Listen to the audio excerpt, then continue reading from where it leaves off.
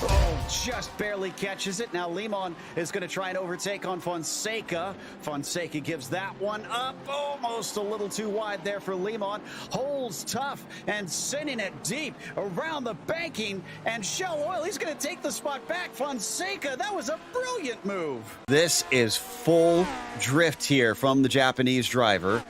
Watch this. Unreal. That car should not be still going. That is just seat of your pants stuff. Yeah, absolutely. I mean, it just kind of landed a little bit wrong for him, but fortunately, at least pointed in the right direction. This was crazy, though. And hasn't been shaken, but man, they see close to that wall. Look at it. Look at the oversteer. He looks to the inside. Michael tried to cover off. He's going to squeeze him down a little bit. Tries to open up the corner. Cut back and see if he can get the launch, and it's much quicker off. Oh, but he covers him down to the inside. Oh my goodness, covers him down to the inside. I think there may have been a little bit of contact there, but Michael Johnson going to get the benefit of the draft here. You can see him closing down on the back of the 79. And there's the late move from Michael going down to the inside, trying to get into the braking zone. The red mist is up for these two, and down into the braking. Can Johnson get it done? Yes, he does. Don't count out Travis. Tries to cut back. Goes the long way around. Nothing doing. No, he holds tight. He could try and get it in there. No, now he starts to fall back. Starts to fall back, gonna try to send it a little bit on the outside of 15. Sometimes you can get a crossover there, but not gonna work. He's gonna have a wider line now into Turkey to try to carry a little bit more speed, but he's not gonna find an easy way to try to get on by. And indeed, Michael Johnson just slides that car off the apex a little bit to prevent off any attack.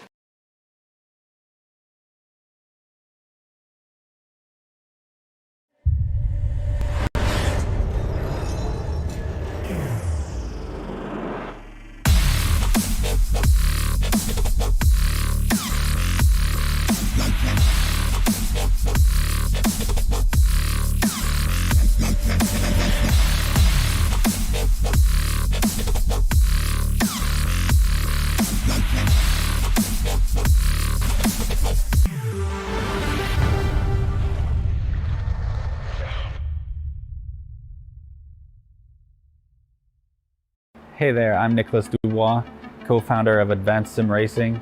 We are a Canadian company. So what we did here today is for a real petrol head. He's really passionate about cars, as you can see behind me. We did a turnkey solution for him based on his needs. We try to gather as much information as we can on our client. And like we did today, we install a D-Box system. We install ultra-wide cube control steering wheel. We try to provide the best quality for your budget.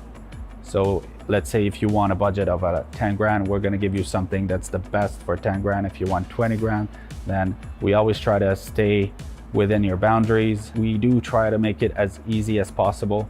So the client, once we install everything, it's pretty much gonna be a turnkey. So he's gonna press start on his computer, and right after, we'll try to explain everything, how it goes, how it works, and then he's ready to go. Our aluminum is from USA, treated in Canada, cut in Canada. So we do sand all our aluminum piece just to make sure the powder coat sticks to it. And that's one of the reasons why we use powder coat, is to make sure you have the best aluminum finish in the industry. And our quality is beyond what you can get with any other competitors right now. We are really, really passionate about all the gear, all the cockpits, all the sim hardware, and that's why we want to create something that's really gonna reflect our passion into our product. Come visit us at advancedsimracing.com. You can always reach us if you have any questions. You can call us, you can text us, you can go on Facebook, like our page, ask us questions over there, and we'll make sure to answer every questions there is. We are very passionate about what we do, and we try to make it as easier for you to go into the sim racing world, because there's a lot of gear, there's a lot of options, but let us guide you through your process, and let's hope you'll be an Advanced Sim Racing customer.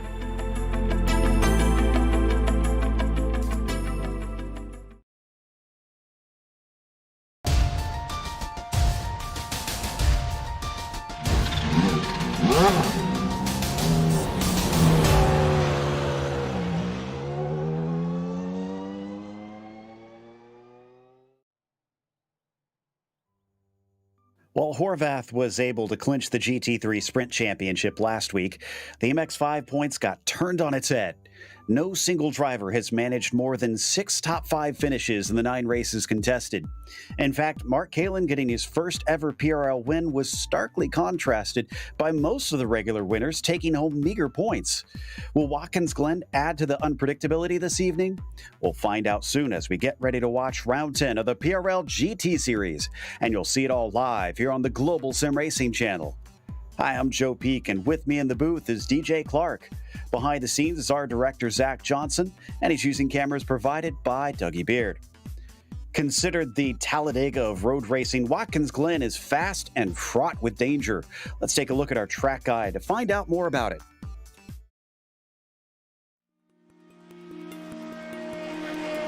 Welcome to Watkins Glen International.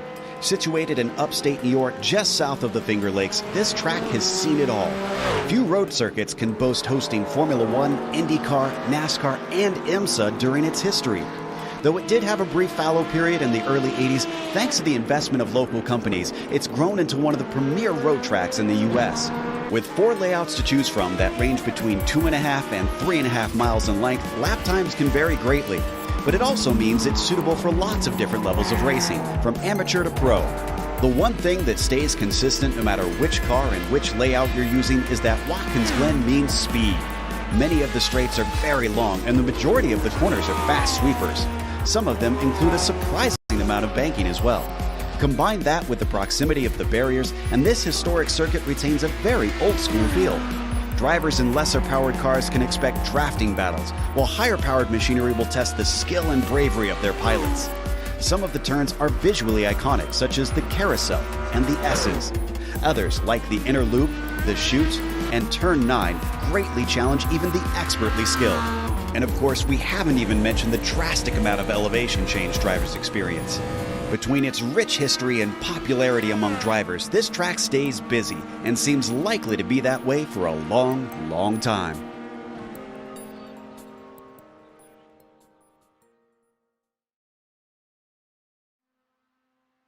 Well, DJ, the season finale at a track that is well loved by drivers, you can't ask for much more.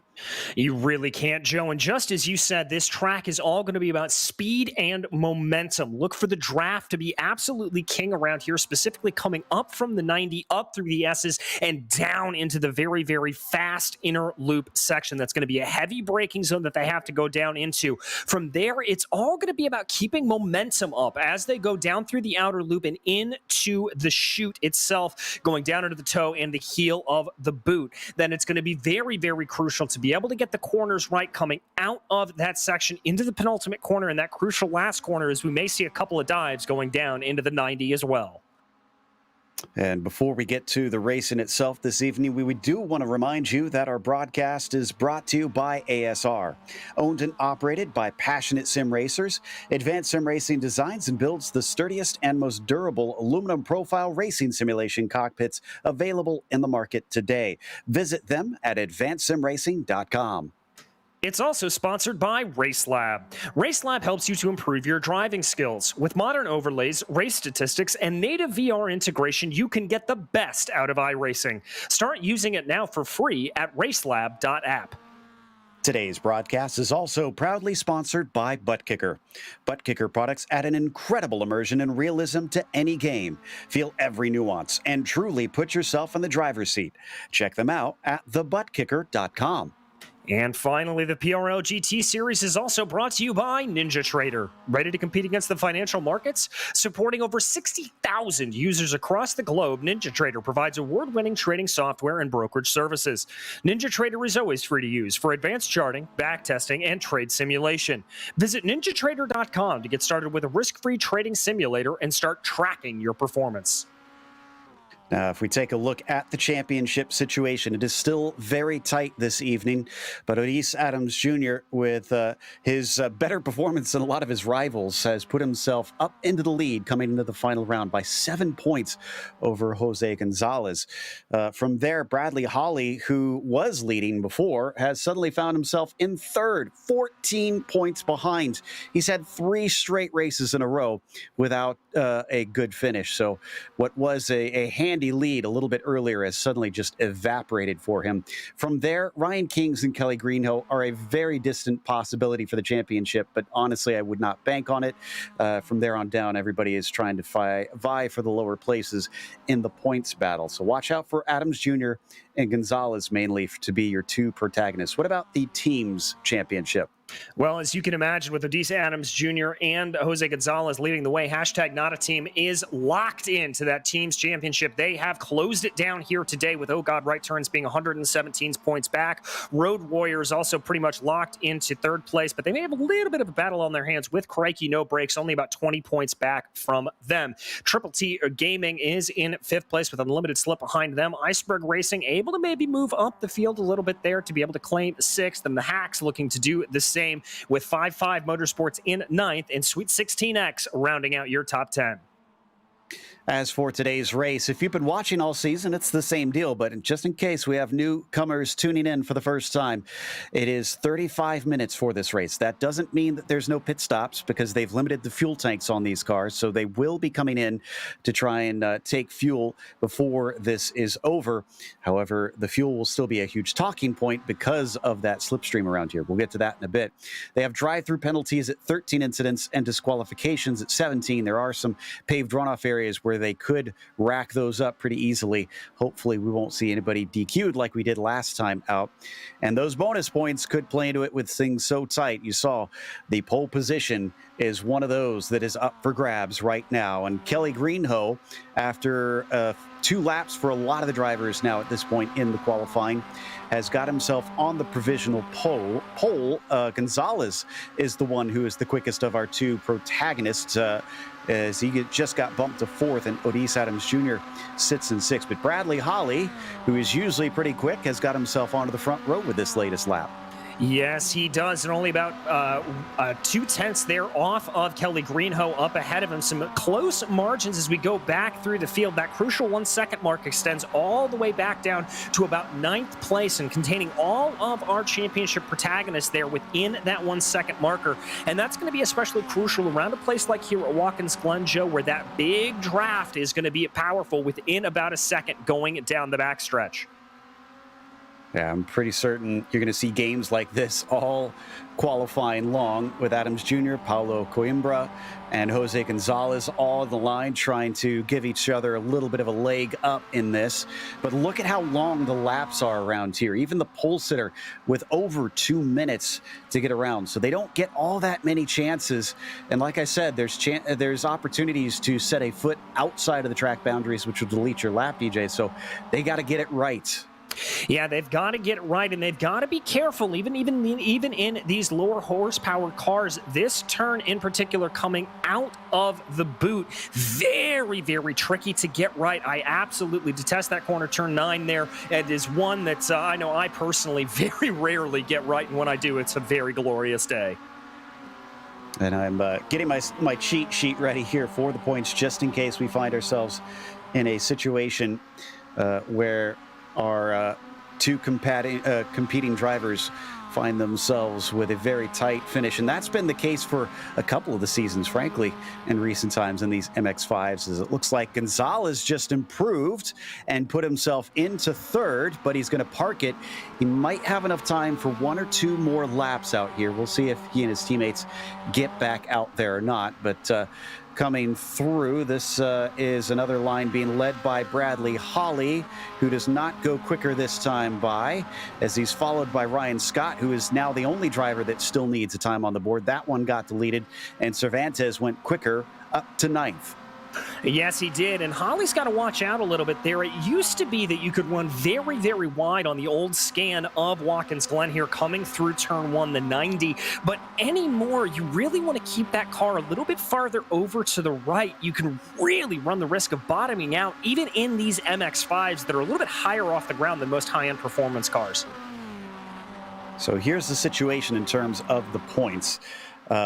Since there is a maximum of 38 that the drivers can accrue here with all the bonus points, and that will change, obviously, potentially after the qualifying here. A second place, no matter the bonus points, will clinch for Odise Adams Jr. But Odise is not right now in the pole position for that extra bonus point. He needs, in fact, almost half a second to get up there. He is getting a nice tow from Coimbra, so it's not over yet. But if that winds up being the case, then I think he might actually need a win. No, I think it still remains its second place now that I see that, because he should still be able to tie, and he will win in a tiebreaker since he is the only driver with multiple wins this season. So nobody can tie him on points, or tie him on wins rather. Yeah, and there you see a couple of those teammates just kind of weaving there, trying to warm up the tires. That is the 65 of Coimbra there, just trying to get a little bit of heat into those tires, trying to see what he can do. It's not particularly a chilly day out here, so not really sure how much efficacy that's going to have. Yeah, it's 117 Fahrenheit on the track right now, so it's pretty toasty. They're going to be sliding around a little bit. These cars, especially in these high-speed corners, there's not any downforce on them. So there you see that 47 Celsius for the metric people here today. And I think Ryan Scott hopefully will have this lap count, because it does look like a fast one for him. He's just up the road there. You can see him crossing the line now. And it's a 2:10.8. That will jump him up in the 19th, pushing Austin Bartlett Chase now into the last on the field of our 22 qualifiers here today. 3 minutes now left to go. Greenhoe has parked it up, but Bradley Holly is still out there. So he could steal that pole away, but a 0.2 of a second gap is going to be a pretty good margin to have to cut down, as there went Giancarlo Lenzi, who unfortunately lost his connection coming into this session. So he's had limited laps out here and is only 7th right now. Yeah, he's going to be looking to do a little bit better, although I think the maximum he's going to be able to get in that championship is about 2nd place or so. Here comes Bradley Holly coming around. Looks like he will be able to get this lap and the next one counted in here, so he'll have 2 bites at the apple. It sounds like this is an out lap for Bradley Holly. Double checking on that. Yeah, it looks like this is an out lap for him. And yeah, Giancarlo Lenzi, who could have got himself within range, is actually now the first one who is unable to take the championship. But that said, like you mentioned, he is able to get up to 2nd at highest. That, however, involves very strange circumstances of everybody in front of him essentially crashing out from here. But realistically, I'd say that a 4th place in the championship is doable, which is impressive considering he started with a DNF and a 9-point score in the first 2 rounds. So he really came strong later in the season, including a win so far and multiple podiums in this season. 1:40 some left, so the drivers that are now crossing the line will only have 1 lap to go, and the first of those is going to be Jose Gonzalez and the other #NotAteam team members, who there you see on your screen now, coming into the final 2 turns. Yeah, they're going to bring those cars through here now. Good lines there. Ooh, looked like a little bit of a wide one there for Coimbra, but he's able to hold that underneath him there. The 83 of Gonzalez leading this train right now, so he's probably not going to have the fastest time necessarily unless he got a little bit of draft earlier on the lap. Let's see. Adams Jr., though, is really the one that needs to improve, and a 2:08.7 puts him on the front row ahead of Holly. That is exactly what he needed right now. So Adams Jr., if he can stay there, will guarantee himself the championship, even if he doesn't manage to take the pole away from Greenhoe on this last flying lap. And Kelly is still not out there, so he can't respond to anybody on a flyer right now, as Holly is currently coming up the little short suit, the sole of the boot, and he looks slow. Yeah, so he's going to abandon this lap. It looks like effectively his qualifying is over. At the front of this group, Danny Cervantes looks like he's flying. I'm showing him on a very fast lap. Yeah, I'm seeing the same thing here, Joe. And remember, we've seen a lot of these oval guys. Let's remember last week, Mark Kalin taking his first ever win in the Precision Racing League, being able to capture that here on the roadside. And we obviously know him a little bit better as an oval guy. So maybe Danny here is going to be the latest one to be able to pop that cork. Absolutely, and let's see, he's about 6/10 off the pole. Doesn't look fast enough for that, but it could be in the front 2 rows as he crosses the line and takes the checkered flag. It's a 2:09.1, and Mark Kalin just took pole. He was towing from behind Cervantes, so Adams Jr. now gets bumped down into 3rd. I think Ryan Scott's going to be the next one to the line. Mark really seems to like this MX-5. Yes, he does. Coming alive here again as we see the 26 pulling on down pit lane there. That is going to be a no lap there for him. So Gonzalez is now pulling along Adams Jr. and Paulo Coimbra. And Adams doesn't look like he's going any quicker with Jose Gonzalez leading the front of it. He definitely is not going faster right now. And he's in 5th currently, but maybe he's just trying to guarantee his teammate a victory over Holly, who is beating him currently in the qualifying. Neither will get bonus points as it sits currently, and as they cross the line, where is Adams Jr. going to sit? That's not going to be faster. In fact, it looked like he backed off as he came to the line. Coimbra doesn't have his lap count. Gonzalez does not improve either. Looks like David Hebert is going to be the next one to cross in the number 16. He sits in 21st. That lap gets deleted. He went over the bounds. Giancarlo Lindsay still sitting in 9th. A 2:09.128, and that is going to jump him up into 8th, so on to the 4th row for him. And here comes the 17 of Austin Bartlett Chase, working his way out of that tricky turn 9, the unlimited slip. Racing driver trying to improve on a 2:11.8, only 2 corners to go. Right now, I'm not showing him as quicker than his previous laps, and only one of his is counted, interestingly. So he's been struggling to keep it within the boundaries of this circuit as Barney waves the checkered flag for him as he crosses the line. It is not an improvement. That's going to be it for the 17 car. Looks like our grid is now set today. And Mark Kalin taking himself a nice little pole there. In fact, that is going to be his 2nd pole of the series. I believe last week was his first one. Kelly Greenhill will start next to him in the number 12 machine. Odis Adams Jr., who leads the points coming in, will be the highest of all the rivals vying for the championship.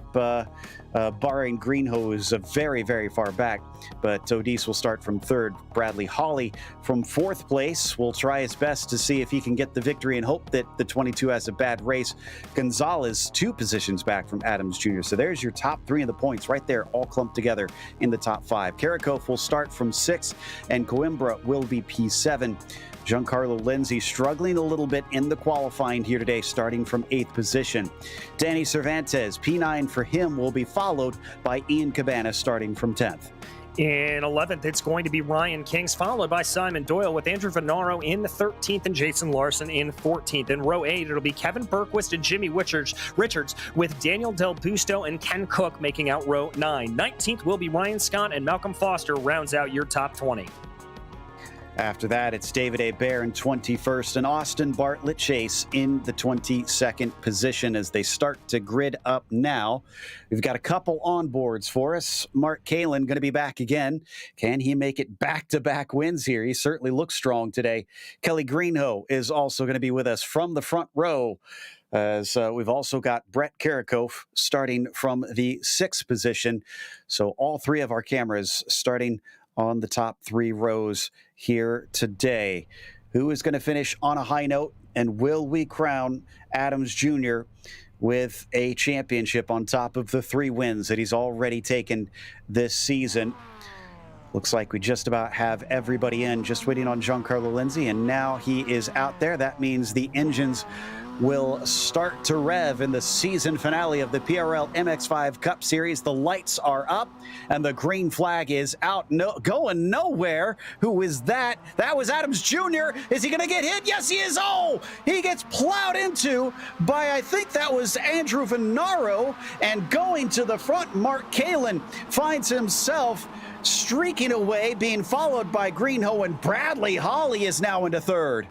Yeah, Holly with a great start there to be able to try to capitalize a little bit on the move. And here comes Kelly Greenhoe taking advantage of that draft as they work their way up the S's. I am not sure what happened to Odisse Adams Jr. It just looked like he was standing still. And you could see there on the screen, he could not go anywhere after that. Looks like Venaro also is heavily damaged as he falls way back down the order. But coming up, we have a challenge for the lead as Kalen leads Kelly Greenhoe, and Kelly's not able to make the pass into the inner loop. But Adams Jr. had to take a tow. Is this his championship hopes dashed? He's surely going to go a lap down from this. Oh, and more problems there in the back. That's Giancarlo Lenzi and I believe the 83. This is Gonzalez. That's Gonzalez in a problem. Bradley Holly might shoot back to the lead at the end of this race. This is unbelievable stuff to start this race with. What kind of hit, though, was it for Gonzalez? I'm checking the replay on my end before we are able to get back to it. It looks like he spun on his own, and he did take a couple good thwacks out of that, so I'm not sure how good a shape the car is. Meanwhile, Kalen still leads, Greenhoe's in second, and Holly still runs in third. Yeah, and there you can see that is Mark Kalen trying to break the draft a little bit from Kelly Greenhoe as they come down. A little bit of a poke from behind there from the 65 of Paulo Coimbra as he tries to make a little bit of a move on Brett Karakov. This is just a perfect encapsulation of this season, honestly. As I mentioned, only one driver is managed 6 top 5s. We've had a couple that have had 5 top 5s, a few other 4 top 5s, but otherwise it's been so topsy-turvy. It's been such a tight fight throughout. And, well, this just exemplifies it, where now we see Bradley Holly with a fantastic opportunity to get himself the championship against the greatest of odds. Yeah, we really do. And Holly there not being dissuaded by Kalen's run down to the pit wall there. Although that is a move from behind from Paulo Coimbra trying to go down to the inside of Karakov into the 90. And it looks like Coimbra is going to get that spot as Karakov can't do anything to stop him.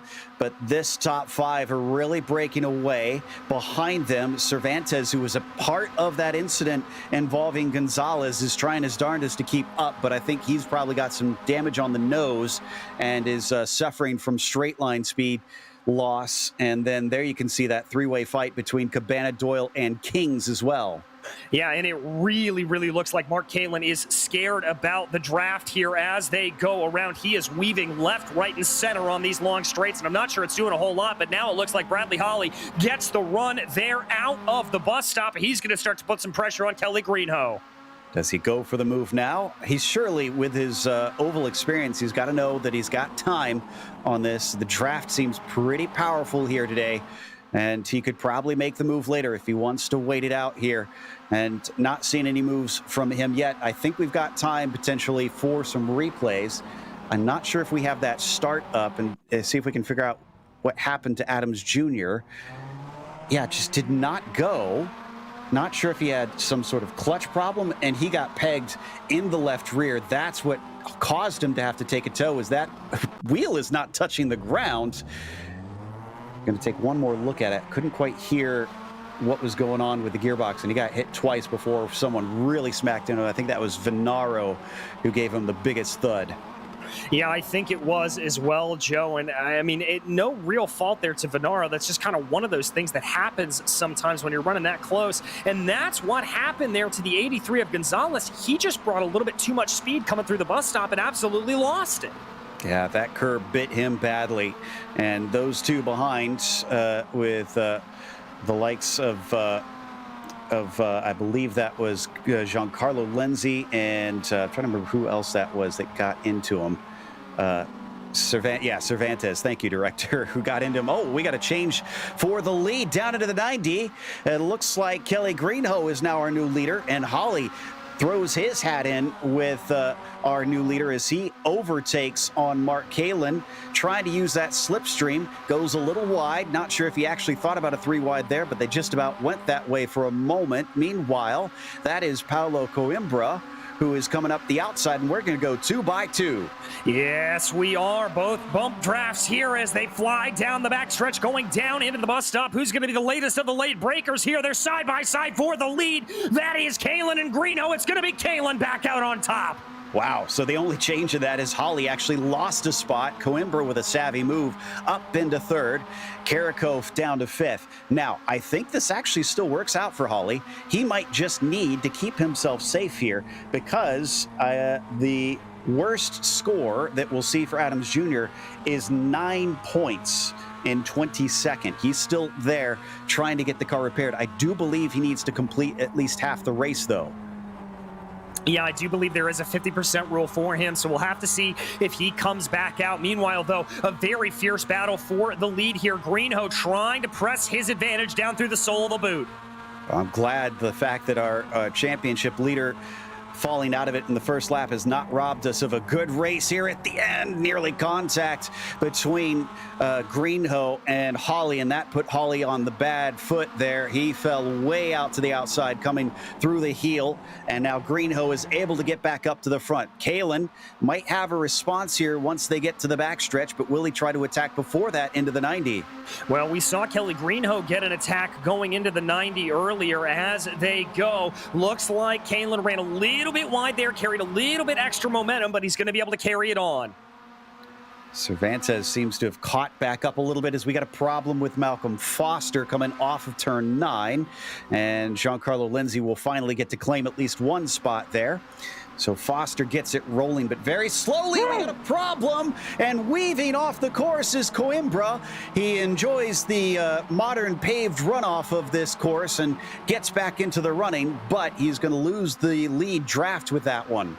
Yes, he is, and he is a very, very lucky duck there, Joe. He almost took out Mark Kalen in the process of that. That was some heads-up driving to avoid any further contact. For a split second, my mind thought, is Bradley Holly going to get taken out too? And we suddenly find ourselves with the possibility of Ryan Kings maybe taking this thing, because he's still back in 6th place, so he's going to get decent points, but he needs a ton of them to take the championship and all of his rivals to essentially crash out.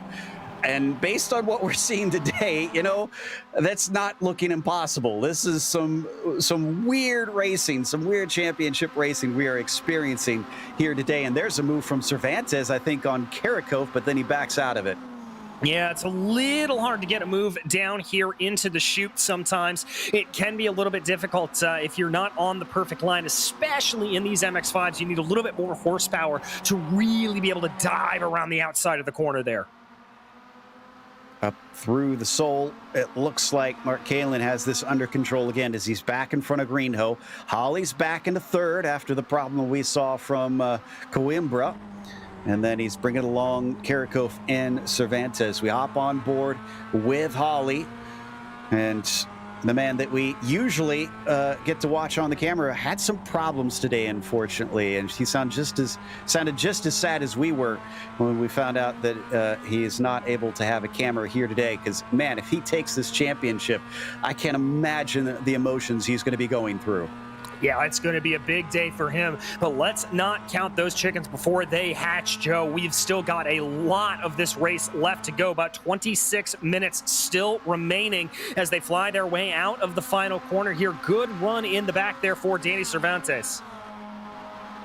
So I'm seeing 16 points here for Gonzalez as he sits right now, and it looks like Cervantes is going to get by Karakov down into the 90, but that move may have cost him, because look at the separation between himself and Bradley Holly. He better hope that this slipstream is powerful enough he can gather this back up.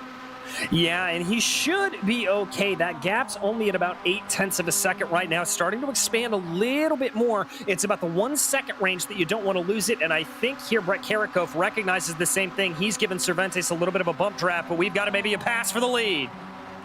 There's a look on it. Greenho is thinking about it. He's going to stick his nose in, but he goes very wide and opens the door for Holly, but Holly has to hold very far left himself, and no change for position in and amongst this group. But they are obviously feeling aggressive. They know that there's nothing left on the table. You got to try and take what you can today. Yeah, I mean, this is the last race of the season, and these drivers are absolutely driving like it is the last race of the season. So really, really pushing it around here. And I can report that the 22 is back out on track. He's still scored in last place, but it looks like Venaro is out there, and he might not overtake the 38 car, but Bartlett Chase is still taking repairs, and so is Malcolm Foster. So potentially 2 points for Adams Jr. He needs every point he can get here. Yes, he does. Needs to pick up absolutely everything that he can to be able to try to gain in on this. He's still got a lot of room to make up, though, so that's not exactly great for him. Ooh, very wide there for Karakov at the back of this group, ringing it out through the heel of the boot. Does not want to lose touch with this group like his rival Coimbra back there, who's still stuck amongst the next four, which is being led by Ryan Kings. Have to keep an eye on those guys in case they start to actually catch up with this five. This how hard they are battling here today. They could run them down potentially onto the main straight. Will we see another go at things from Greenhoe? He's got a good run, but does he really want to take this into the 90? I wouldn't if I was him, and no, he does not this time. I think that's the right move there for Kelly Greenhoe, even though how good we have seen Mark Kalin be down through the inner loop in that bus stop chicane. I think waiting here, getting the advantage of the draft is the way to go. But now Kelly Greenhoe's got more problems to worry about. He's got Bradley Holly all up behind his tailpipe. Oh, they're going to have a huge run because Greenhoe's pulling Holly along. Both of them are going to have fantastic momentum as they pull up alongside. Looks like Greenhoe's got a nose ahead, but Holly seems to have backed out of it, and into the lead goes Kelly Greenhoe. Back up to the front for him. Our pole sitter is slotted into second. Everybody else stays where they are. Little bit of a wider entry there into the outer loop for Bradley Holly. It looks like he's trying to carry a little bit more momentum through the corner, and it just didn't look like it worked out. He lost about 1/10 of a second there to Mark Kalin. As they head down into the boot section, I've seen that gap behind them waver quite a bit. It's been hovering between 1.7 and 2 seconds. Ryan Kings at times on portions of the track, he looks a lot quicker, and then other times it seems like he loses out. But this has potential still as they come around once again. We're getting close to the halfway mark in this race. Who dares try to take an alternate strategy? Well, I'd be a little bit wary of doing it here, Joe, unless you've got a buddy to come in with. As, ooh, a little bit of a move there for Bradley Holly, potentially coming down there out of the heel. Nope, he's going to fall back into line. But as I was saying, you don't really want to go on an alternate strategy because the draft is so powerful around here. If you come in early and you are left hanging without a draft partner, that can really come back to bite you. Seem to have lost Ryan Scott from this race. Yeah, I'm seeing a connection issue problem, so he is potentially going to rejoin us, but this is good news for Adams fans. Oh, and in comes Greenhoe with nobody, so he is not heeding your advice. And, well, Kalin did not appreciate that as he called for more heads up next time, as he's going to go side by side for the lead with Bradley Holly. And we're going to have a drag race up the backstretch between our two leaders, pulling along, of all people, Danny Cervantes, who survived a lap one wreck. Yeah, Cervantes doing a really good job here to be able to keep his nose clean. It looks like Holly's going to have a little bit of an advantage, and now Kalin's going to lose out a little bit because of Cervantes there coming down on the outside. Whoa, little bit of a late move there for Kalin and for Holly, and now Holly's going to get a little bit of a bump draft, I think. Not the first time we've seen he and Cervantes working together. Karakov thinking about it, but then lifts a little bit. And this actually did cost them quite a bit. It is much closer behind them now. In fact, you can see it as that is Ryan Kings that is going to feel the effects of the slipstream. Coimbra is going with him. Simon Doyle and Ian Cabana are battling side by side at the tail of that train. Yes, they are, and so everybody's starting to get reeled into all of this battle. Definitely starting to fire off. Kings within draft range. That is the last thing Bradley Holly wants to hear. So Kelly Greenhoe began this race on the front row. I wonder if this is not the worst idea in the world. We've seen this before, especially if they're battling that hard in the front group. If he's running by himself, could he maybe outpace them even without the slipstream? He could, if he's able to get good enough runs. That is a distinct possibility. We'll have to see. We've seen Kelly pull this strategy before in earlier races. I want to say he did this at the Red Bull Ring, and it paid off for him. Yeah, that's a good point. I seem to recall that as well, that he kind of jumped everybody by getting out of all the messiness that was going on. So will we see these guys finally calm down? Are they savvy to the move that has already happened to them once in this season? And down towards the final corner, will anybody respond as well? Still not even at the halfway point. Holly stays out, Cervantes does, Kalen does. Everybody in the front group stays out, which is now down to 8th position. It has grown substantially. Yeah, it really has. This gap starting to grow here, or this battle starting to grow here a little bit more. Bradley Holly right now just trying to hold on to that lead as long as he can and see what happens. Mark Kalen maybe doing a little bit of fuel saving here behind, as is Daniel Cervantes. I think that'd be my call if I was Mark Kalen right now, hoping that I could jump these guys with a shorter stop. And especially since Mark has been pushing the air for them for quite a while now. He probably wants to do a little lift and coast himself, and they're going to get all 3 of them nose to tail. Thankfully not pushing them too hard, or else that would have been a disaster. They all spread apart down into the inner loop once again. But now that they've been joined by a few unknowns, will Kings spice it up? Will Coimbra try and fight just as hard after he rejoins things? Or what about guys like Simon Doyle? We don't know what kind of behavior they're going to have in this group. Well, I can tell you one thing. Ryan King's known as being a very, very aggressive driver. Fair, let's be clear, but aggressive. So I'd be a little bit interested to see what he is going to be able to do coming up behind Karakov. And Kings has turned his season around in the last 3 races for sure. Before that, he was having a hard time. He had 2 DNFs in a row at one point during this season. And while he is a very distant hope for the championship, I'm sure he'd love to get himself into 2nd in the points past Gonzalez potentially. Taking a little bit of a look down into the heel of the boot. I can tell you that Adams Jr. is now up into 20th. He hasn't passed Scott yet, but he's gone beyond Foster and Bartlett Chase. So 20th place will be 11 points now for Adams Jr.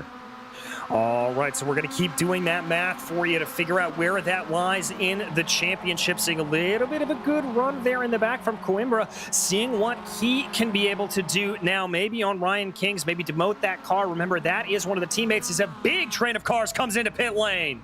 Yeah, that is most of the leaders here. Only Kings and Coimbra are going to stay out. So at almost exactly halfway, we see the majority of the front group all pitting in. And they're looking for Kelly Greenhouse. 16.7 second stop for the number 12 car. There's your benchmark that they need to meet. And now, we don't know what kind of laps that Greenhoe has been running because he's only had his out lap, and that's not going to be representative of his single lap pace. So this is going to be a bit of a surprise for everybody at this point.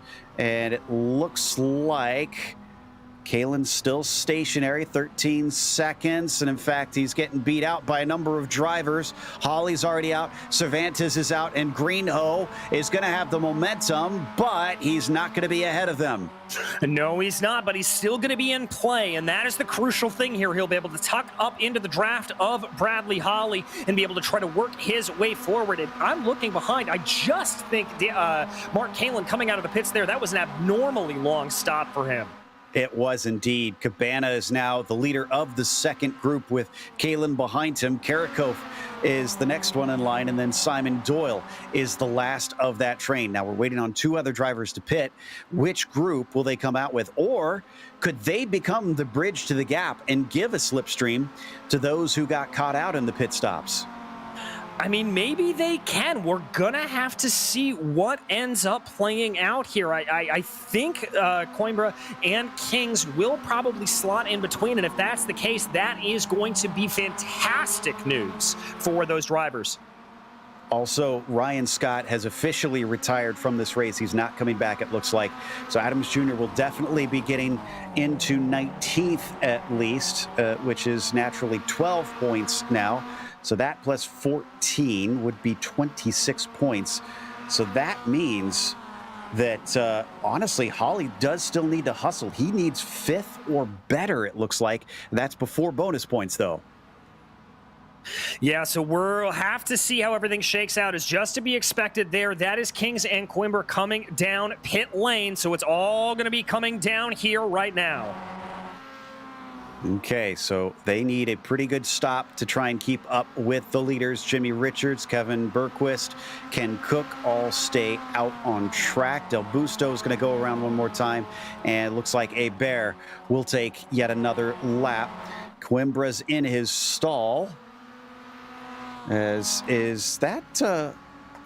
that our green host starting? Yeah, he's starting to gap Cervantes and Holly a little bit here, but he is not going to gap Coimbra, I don't think. If he can just get going, he should be out with them. And yes, Paulo Coimbra is now going to be part of this front group. All right, so a good stop there for Coimbra. That is going to put him, I'm looking at the pit stop time, that was a very quick stop, about 14 seconds. I'd be a little bit worried there on a short fuel. Well, we do know he was down in that second group for some time. Maybe he was using that chance to try and let up a little bit and just ease off the throttle down into the braking zones. This time he's going to ease off and take that 8th place away as the 4 of them now fight for the effective lead of the race. Even though they're all in 6th on down from here at this point, they still need about 5 drivers to pit in, which we should, if not see this lap, probably at least next one. Yeah, this is normally about the point where we see everybody starting to come into pit here, Joe, so I would not be surprised if we see Richards, Bergquist, Cook, Del Busto, and a bear start to come in. That gap, by the way, that Kelly Greenhoe was starting to pull, it came down a little bit on Danny Cervantes, but it's not all that big anymore. No, I think Cervantes is going to be able to reel him in, especially on the front stretch and the back stretch of this next lap. So expect him to start to close that down. Behind them, Ryan Kings is about 2.2 seconds back himself. He needs to hustle here. And Richards is in, so is Bergquist and Cook. Watching to see if Del Busto was going to join us, and yes, he is. So Del Busto in, and that only leaves a bear to pit in. You can actually see him up ahead, and he is indeed going to be pitting in this time by. This will hand the lead back to the number 12 machine. So Kelly Greenhoe, who is the last driver in line in the points who could mathematically take the championship, is going to try to maximize this and take a win. But it looks like you were right that Coimbra cut it too close. He is gonna have to come in for fuel. Oh, you hate to see that there, Joe. Coimbra coming down pit lane. He is going to have to get that top off, and what that's going to mean here is that Bradley Holly is going to have to put an especially large hustle on to try to catch back up to Danny Cervantes. That gap is about a full second here at this point. He does not want to lose the draft. Oh, this is going to get tense here at the end. I'm pretty certain the speed we've seen from Holly before is good enough that he could reel them in. In fact, as we watch the Not a Team car get back out of the pits, and in fact, it looks like he is going to be well down the order from that one, unfortunately. I can tell you that Holly is down to 0.4 of a second. I think he's got the slipstream now. Coimbra wound up in 17th, it appears.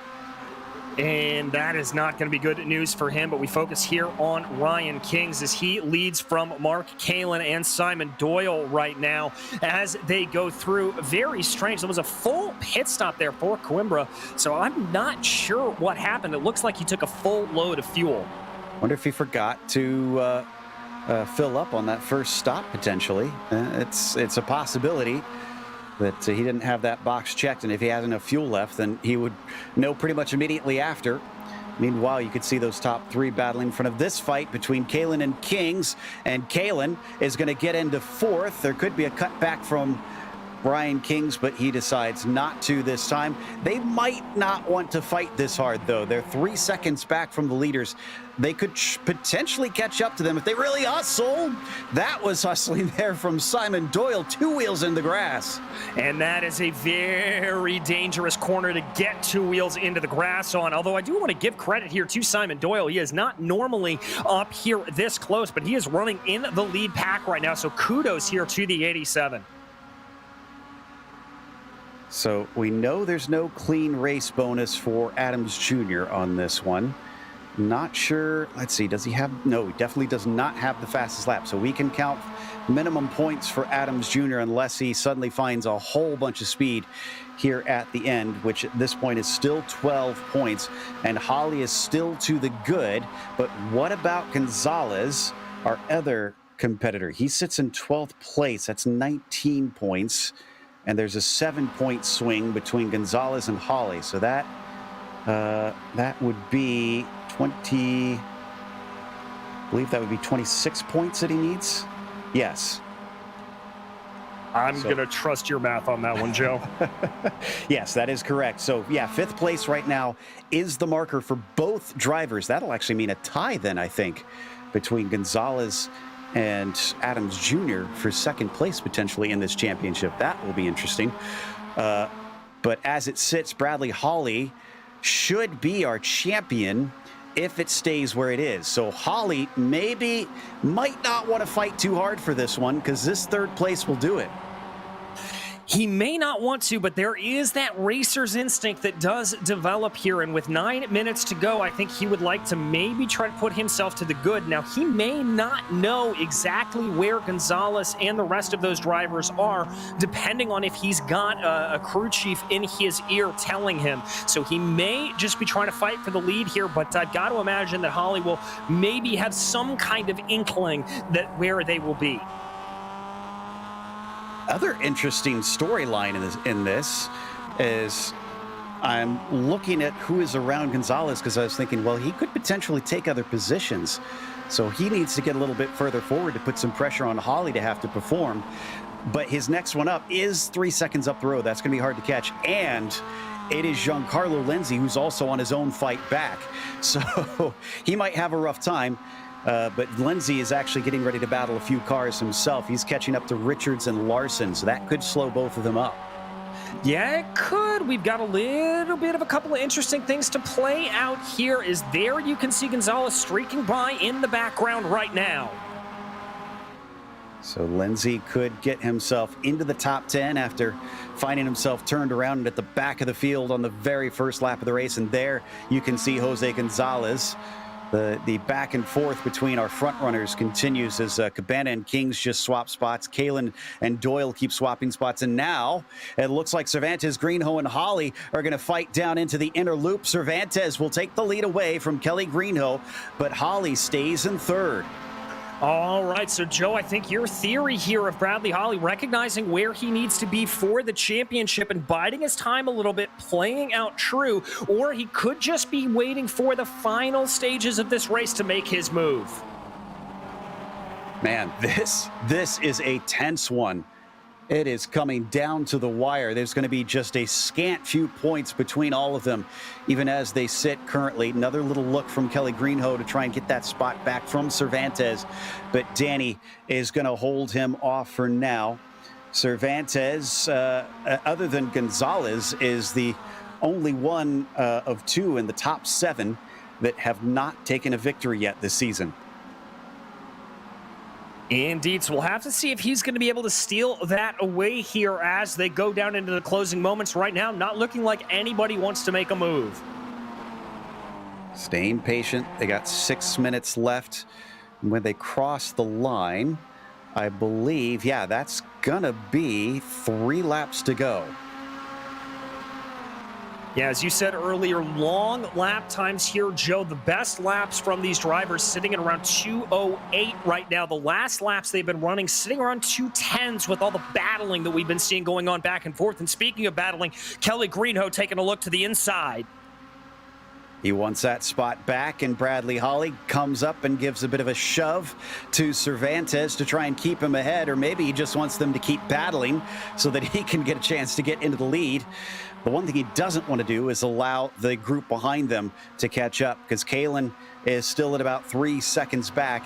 They also have been swapping around back and forth in that group of 4 back behind our podium sitters. On to the main backstretch once again. And Cervantes, instead of going for the move, is just going to push, and Holly definitely lifted. Yeah, Holly definitely lifting off there. I think he saw the battle that was starting to erupt. Cervantes going to slide in behind there, not make the move on Greenhoe. But I think here that Bradley Holly is I'm getting the sense he is waiting to make his attack. Yeah, I'm getting that idea as well. And he wants those high percentage moves.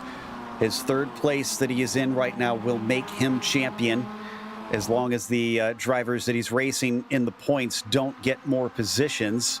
Gonzalez is still in 12th, but he's catching Lindsay at a rate of knots. It's down to 1.5 seconds now for them. Adams Jr., unlikely to take any more cars unless somebody in front of him wrecks. He's one lap behind the next one, which is Andrew Venaro.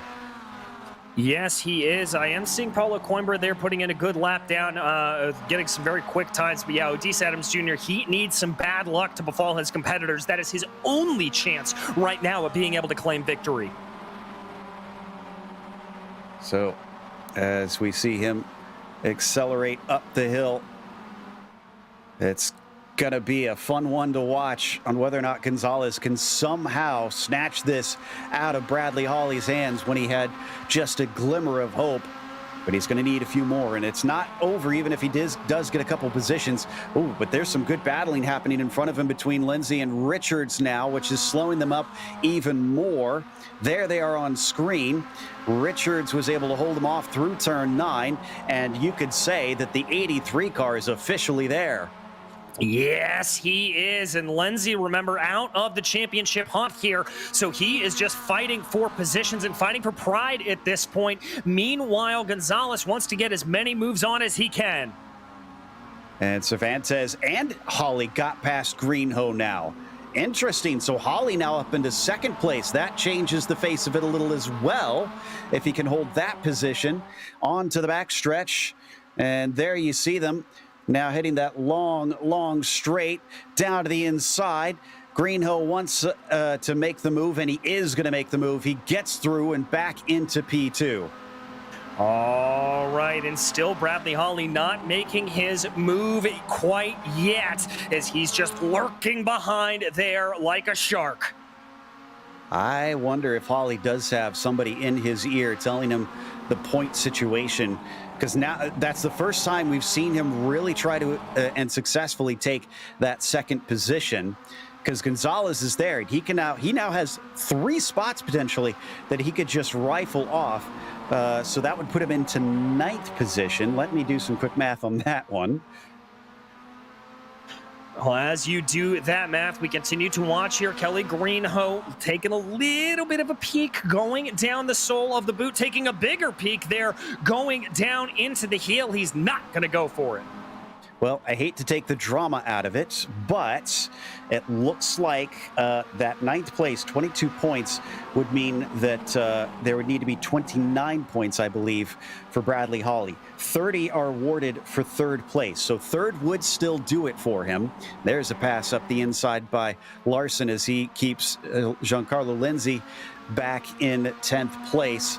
So he'll need to pass all 3 of these cars and get up to Brett Kerkhoff, which is another 11 seconds up the road. So I don't think Gonzalez has anything unless somebody in front of him wrecks or Holly wrecks. Yeah, I think you're right there, Joe, but he is really still just trying to push here. I love the never say die attitude here that we are seeing out of Lindsay. You can't give up until it's over, and this is exactly the reason why. And we've got the white flag out. This is it. So if Holly remains in this 3rd position as things sit, he will be champion.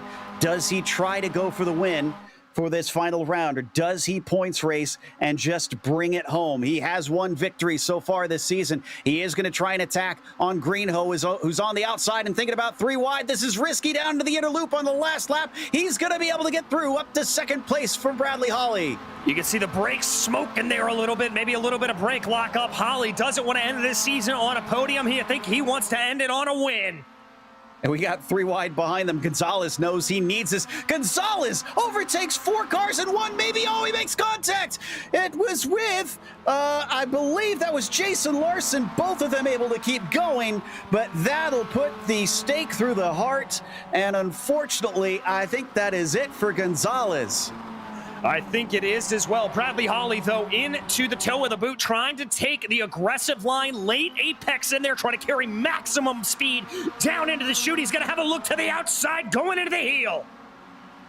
And there comes Greenhoe at it once again. Cervantes defending to the inside. A little bit of a bump from Greenhoe behind him, carrying the speed well. Bradley Holly, could he actually win this race? He takes the lead away, at least temporarily, but there could be a switch back and over under, maybe? No, doesn't look like it. Out of Cervantes. Oh, maybe not. He is going to get a bit of momentum. He looks down to the inside, but the speed is not there for that yellow number 25. Down through the penultimate corner. He is right on the bumper. He's going to spin him, and Holly is into the wall. Can he get to the finish in time? He is down into third. He's falling down to seventh. This might be the championship. Back to Gonzalez. He sits in 10th place, and Danny Cervantes is going to win this race from 9th on the grid. Where is Holly? Holly is down to 8th position.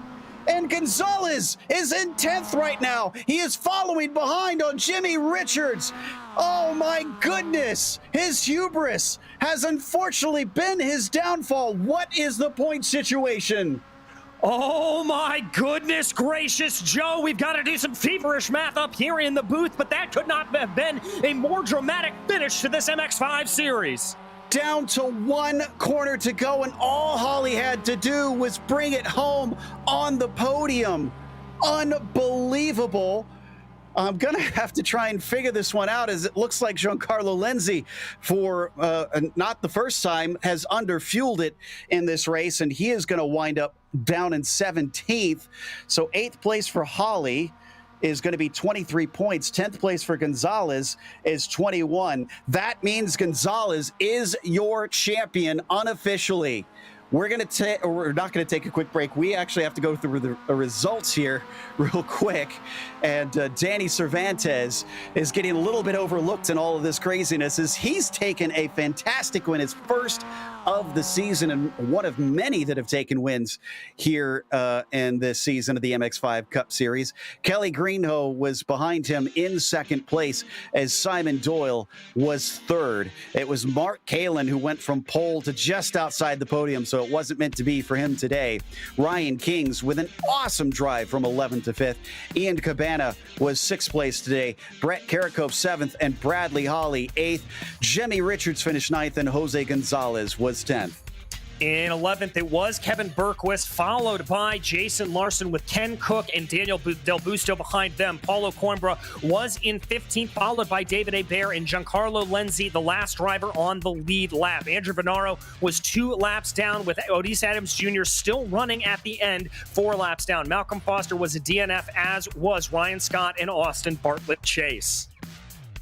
And it looks like we've got Kelly Greenhoe, second place, ready to talk to us, who had his own perspective on what was happening up there for the finish. Kelly, what a wild second half of this race. What a wild race overall.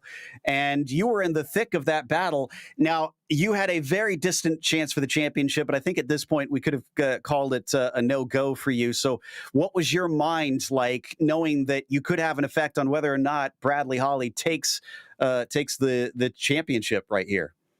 That was a bummer. That should have been Bradley's. Danny looks like just got into the back of him a little bit there on that penultimate corner, and yeah, I thought I was going to get Danny. He slowed down a little bit. I went to the outside and was going to have him. I know you guys were talking about first win, so it looks like a bunch of people got a win this year.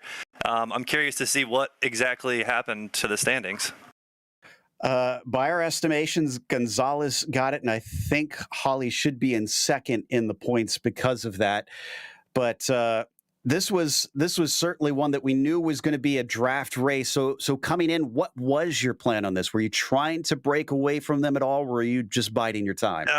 It's tough to break away. I know Mark Kalin was trying to break away from us there at the start. Yeah, it's tough to do. I pitted early like I normally do. I was really, really just fingers crossed, get out of their way, hope they, bang doors or just create havoc. I come out by myself and just coast to a win and maybe even take the crazy standings. Got that one bonus point too, I think, for least amount of X's. But yeah, if I didn't disqualify myself last week, I think I would have had a chance. There were so many shoulda, coulda, wouldas in this season, though. You weren't alone in Yeah. that. In fact, some of the stats we mentioned coming in, that there was only one driver that had 6 top 5s in the 9 races that were contested previous to this one. What do you think was making it so up and down for so many people this time? I mean, that's Mazda racing. Anyone has a chance. If you get in the car, you have a chance. If you can just stay behind someone, these things are so much fun to race. And, there's a reason the rookies and stuff start out with them. It creates the best, racing and basic practices of racecraft you could possibly imagine. So I think it's just a all-in-one package. The Miatas create great racing. Well, regardless, this gives you a podium to finish on, which is good momentum, and I think you might actually wind up 4th in the points. So, who do you have to thank for what was a fun season for us to watch, at least? Thank you guys for putting this on. Thanks to the PRL. Always fun to show up. Gives me something to look forward to on Mondays. I'll be back next season as well. And maybe look at joining some other series as well. So, just thanks to all my family and friends, anyone who took or who watched any of the races. And again, big thanks to you guys for doing this week in and week out. Thank you very much for the kind words. As that was Kelly Greenhoe, your second place finisher. But unfortunately, it looks like we might not get to talk to either Cervantes or Doyle. So we're going to have to head out to our next race, and that is going to be the GT3 Sprint Series. That championship has been decided, but second is still up for grabs as we head to Interlagos. So stick around.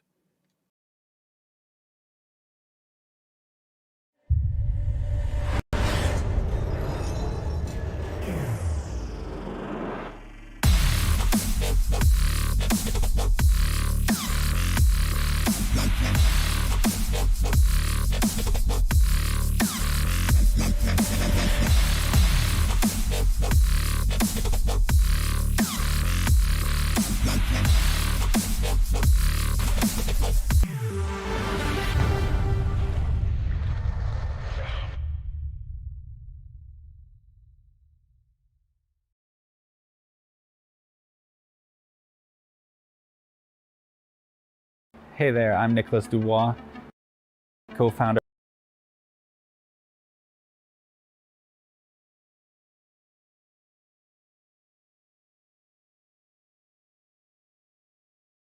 of SimRacing.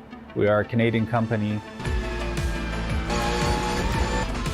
So what we did here today is for a real petrol head. He's really passionate about cars, as you can see behind me. We did a turnkey solution for him based on his needs. We try to gather as much information as we can on our client, and like we did today, we install a D-box system, we install ultra-wide cube control steering wheel. We try to provide the best quality for your budget. So let's say if you want a budget of 10 grand, we're gonna give you something that's the best for 10 grand. If you want 20 grand, then we always try to stay within your boundaries. We do try to make it as easy as possible. So the client, once we install everything, it's pretty much going to be a turnkey. So he's going to press start on his computer, and right after we'll try to explain everything, how it goes, how it works, and then he's ready to go. Our aluminum is from USA, treated in Canada, cut in Canada. So we do sand all our aluminum piece just to make sure the powder coat sticks to it. And that's one of the reasons why we use powder coat, is to make sure you have the best aluminum finish in the industry, and our quality is beyond what you can get with any other competitors right now. We are really, really passionate about all the gear, all the cockpits, all the sim hardware, and that's why we want to create something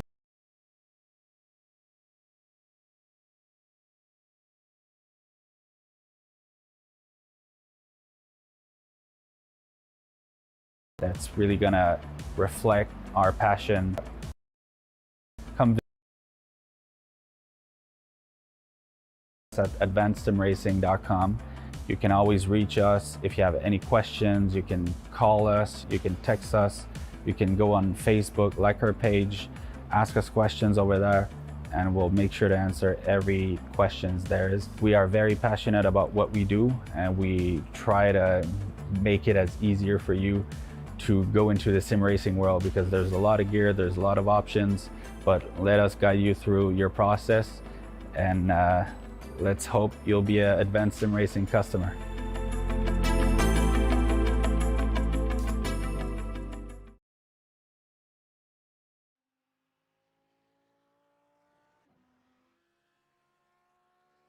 Welcome to Sao Paulo here at Interlagos. We're getting ready to watch the season finale of the PRL GT3 Sprint Series. This is a place that has seen plenty of championships decided. Let's see what it has in store for our drivers.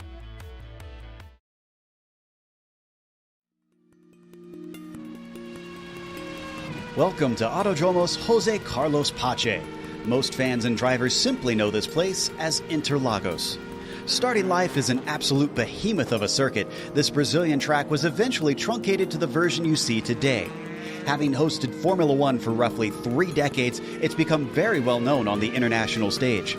But it has also held rounds in the World Endurance Championship, as well as frequently seen Brazilian stock cars, motorcycles, and even truck racing. There's little difference between its 2 layouts, which includes the GP course and the Moto course, which simply adds a chicane to the end of the lap.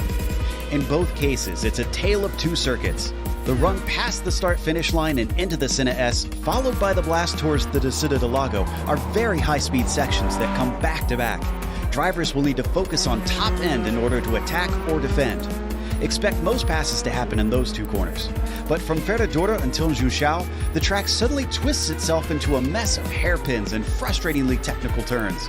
This can make car setup a real compromise, and for the latter part of the lap, an absolute pain when dealing with traffic. Pit exit is also a narrow affair, so it requires drivers to take care when trying to maximize their outlaps. On the upside, with this being a modern F1 track, there's paved runoff in abundance at many of the fast corners. The passion of the Brazilian fans always comes out in force at races, and it's no wonder with this picturesque track sandwiched right amongst the neighborhoods of Sao Paulo.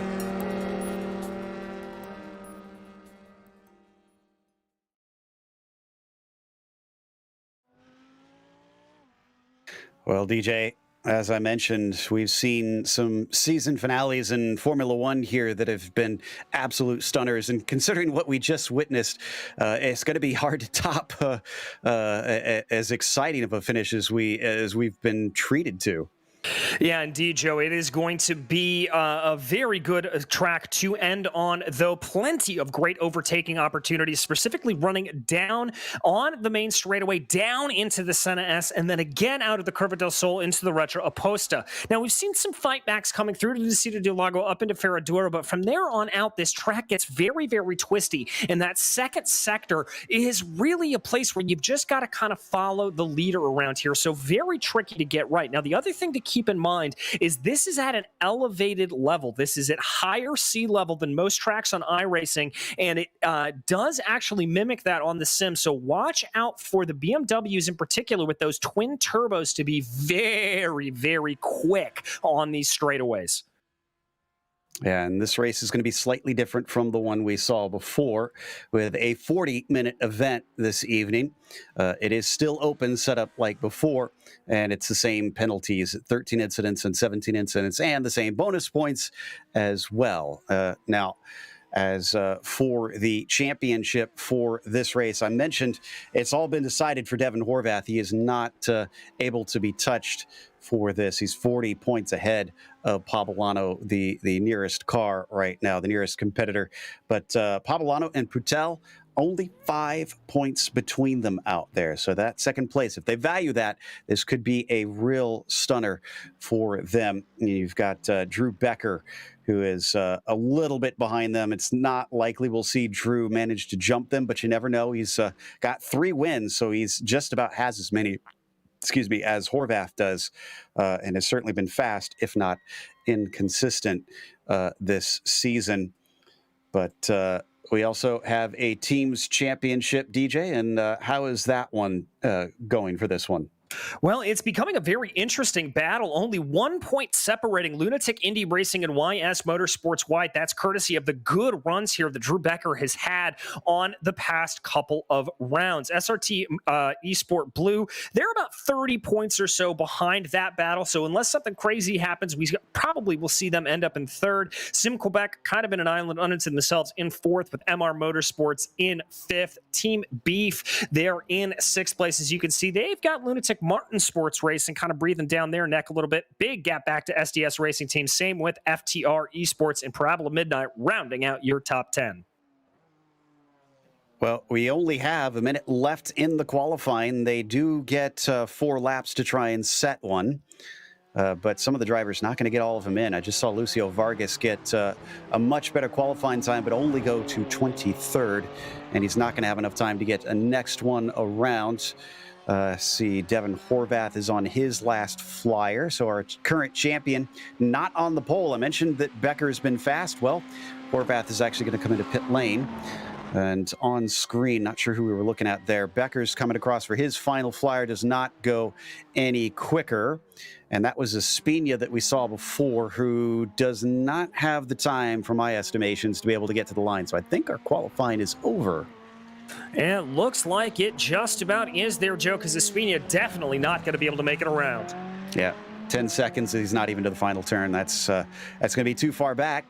Means that our grid is set. Let's go through our starting order and show you how they're going to kick things off here today. Drew Becker is on the pole with Devin Horvath starting behind him. Half a second difference between them. That's a pretty big gap. Ryan Putel is going to be starting from third, as Rob Campbell will be P4. You've got Alex Wright in fifth, followed by Ethan Tavitas in P6. And it's Michael Papalano starting seventh. Blake Ziti will be P8, and Paul Espina in ninth. Miguel Fonseca will round out your top 10.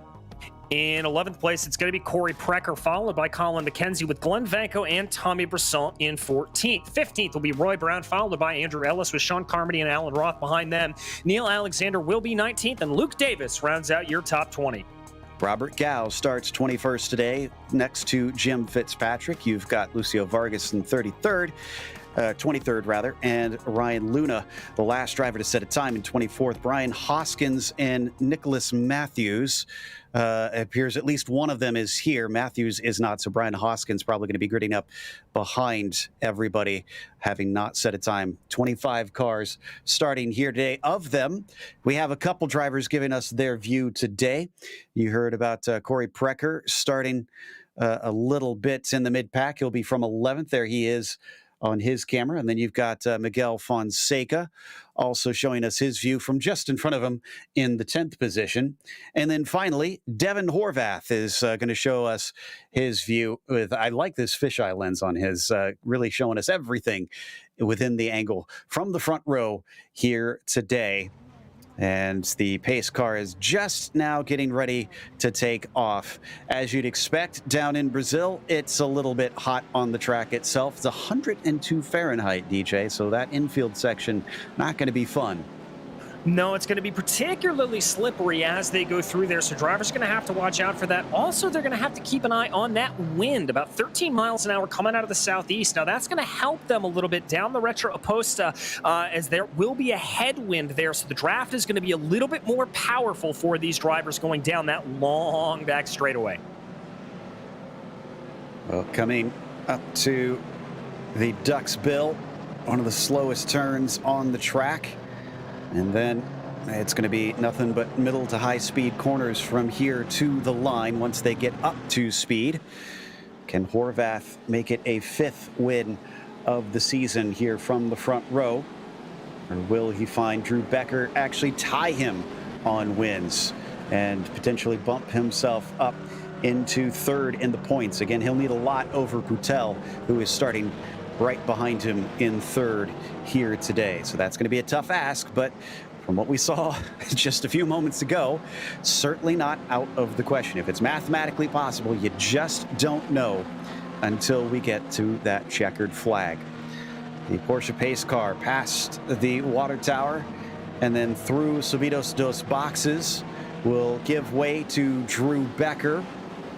Will he give it an early go, or is he going to wait here today as he backs them up quite a bit, waiting to accelerate away?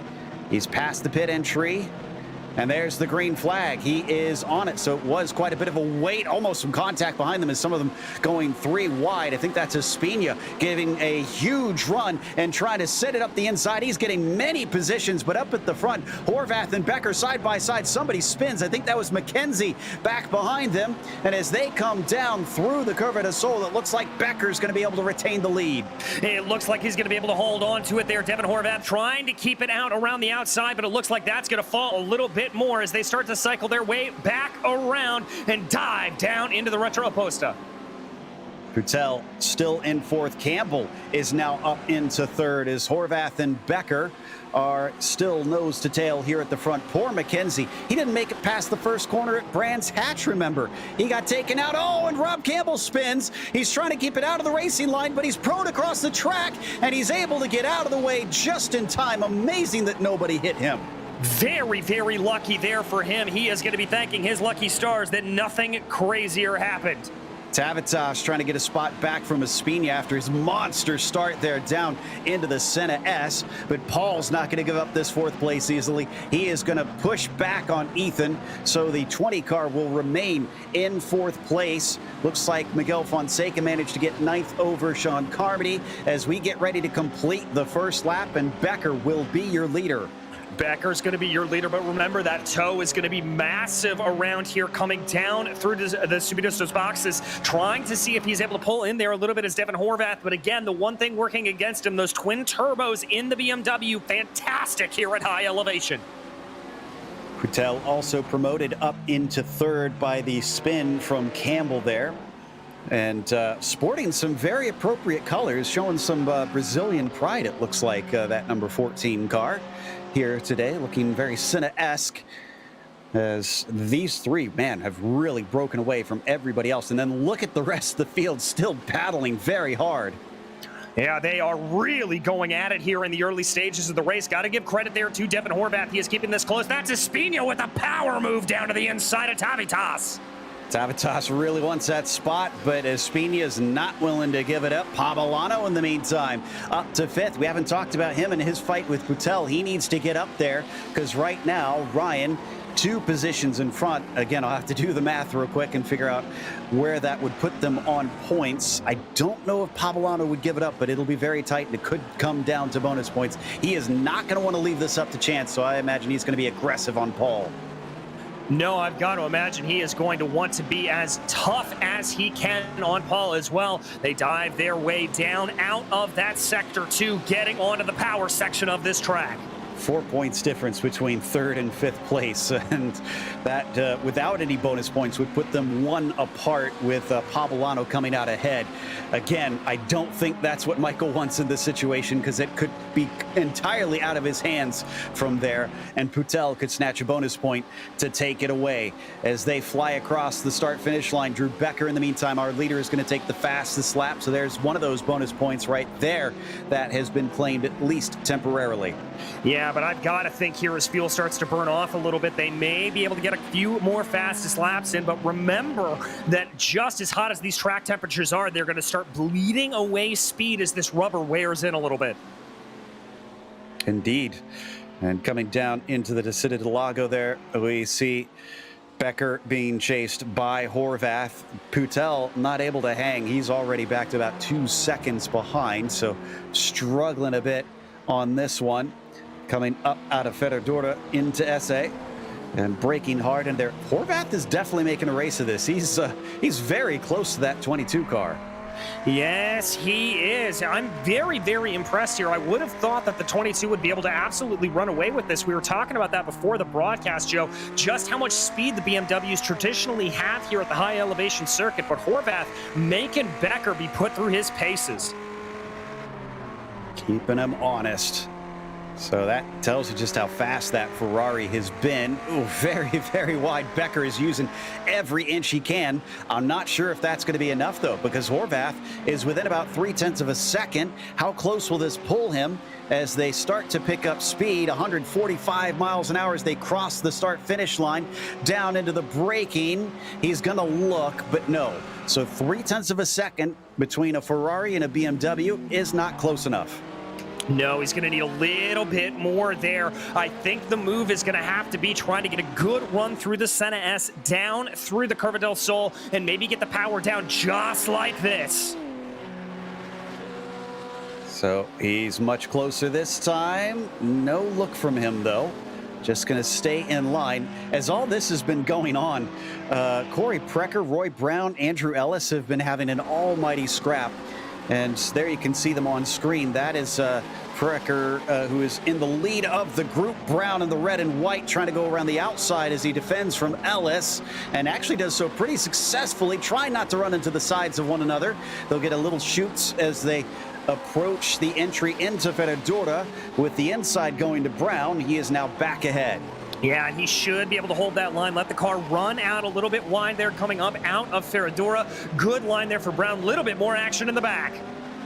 Yeah, that is a pass, I believe, for Roth on Gao, so that's going to be for 17th place. Nice move there by the number 12 car, and they get back into single file through this infield section. So hard to pass in these slow corners.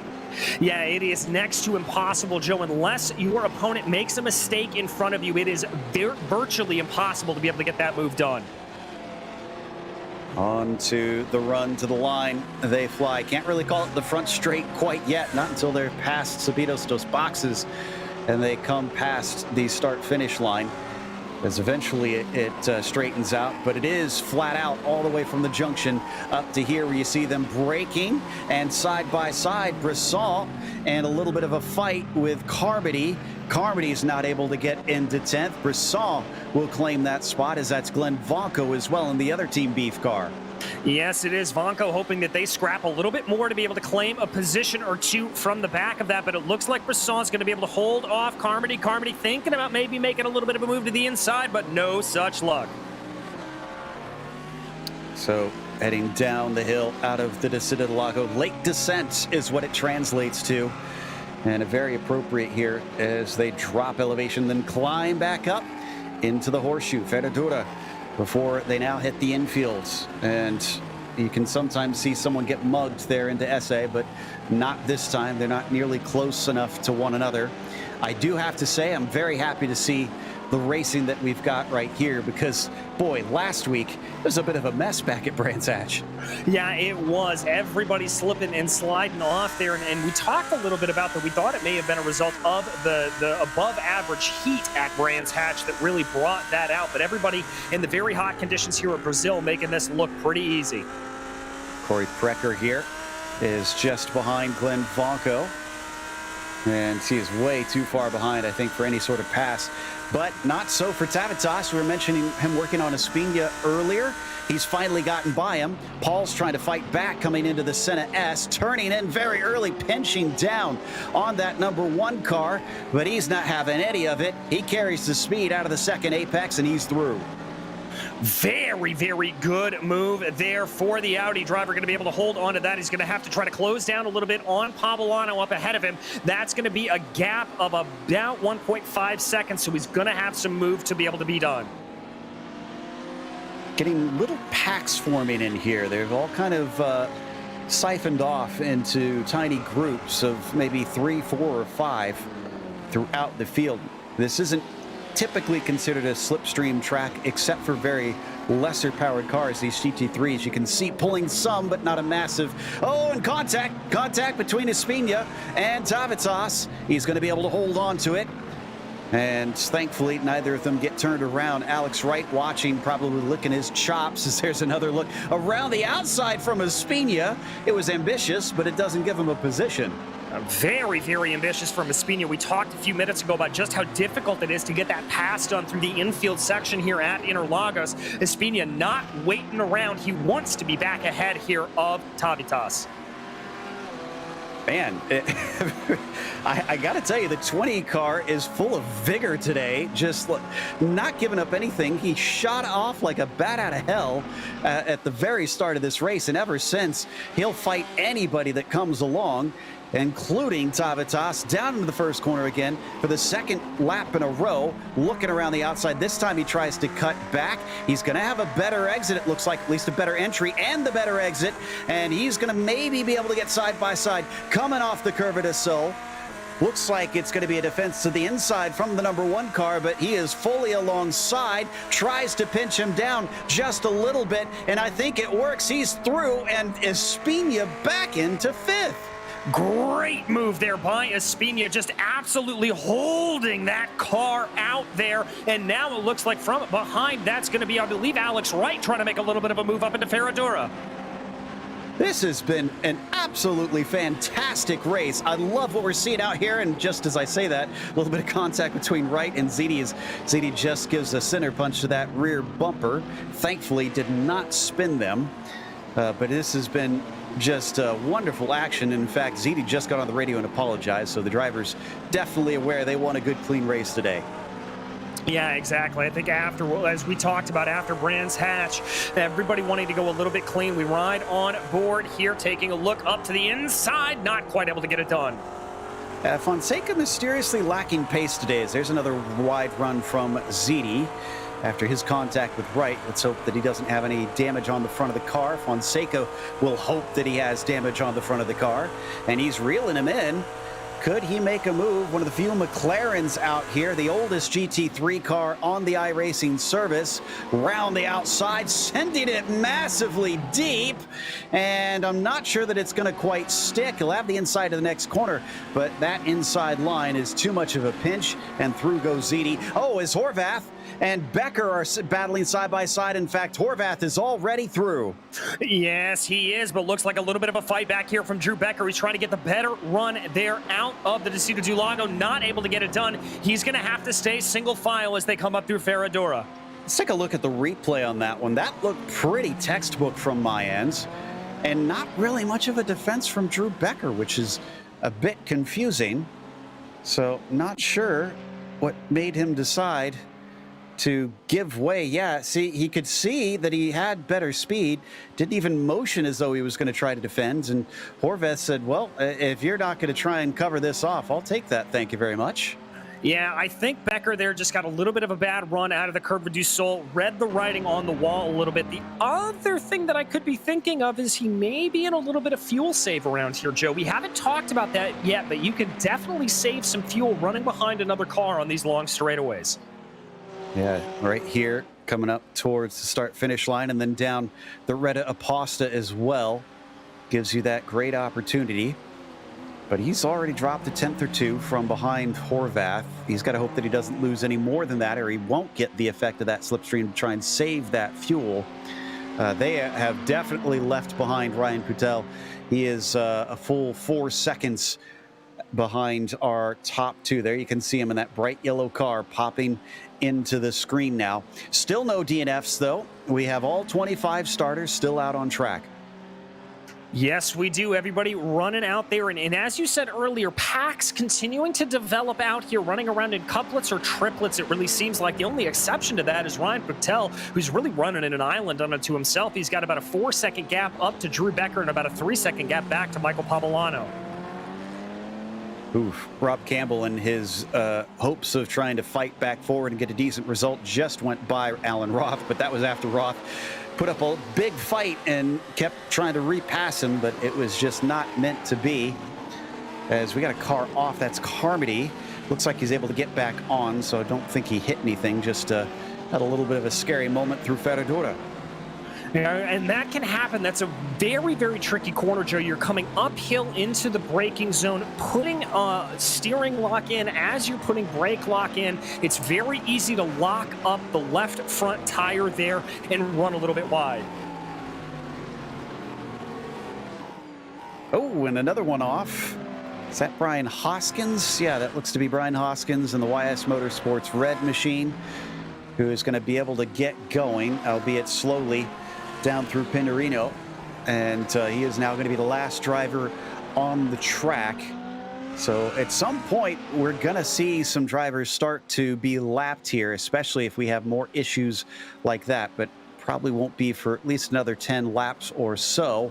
Heading down into the descent of the Lago, Drew Becker is still within 4 to 5 tenths, but it seems like Devin Horvath does have slightly better pace, but just not a huge margin compared to him.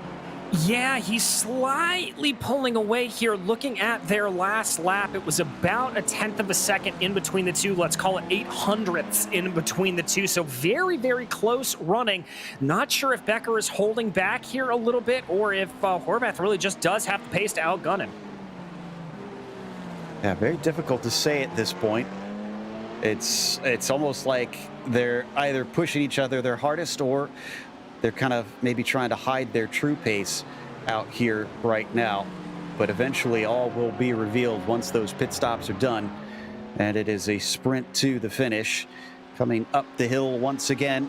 Still pulling the toe at half a second behind. He'll feel the effects, but it won't give him a slam dunk pass by any stretch of the imagination. 5 minutes away from the halfway marker of this race. Neither are pitting in naturally this time by. No, we normally see that pit window try to get extended as long as possible. The only thing that I think could change that up here a little bit, Joe, is if they start to run into a little bit of traffic, and that maybe will force their hand. Got a train forming at 7th place. Alex Wright just in front of Fonseca, and Fonseca, whoa, way too deep, makes a little bit of contact, and that's going to send him off into the runoff. He's got to wait for a bit of an opening, and if he finds some clear space, he's able to return to the surface, the racing surface, but oh my goodness, that really unfolded fast.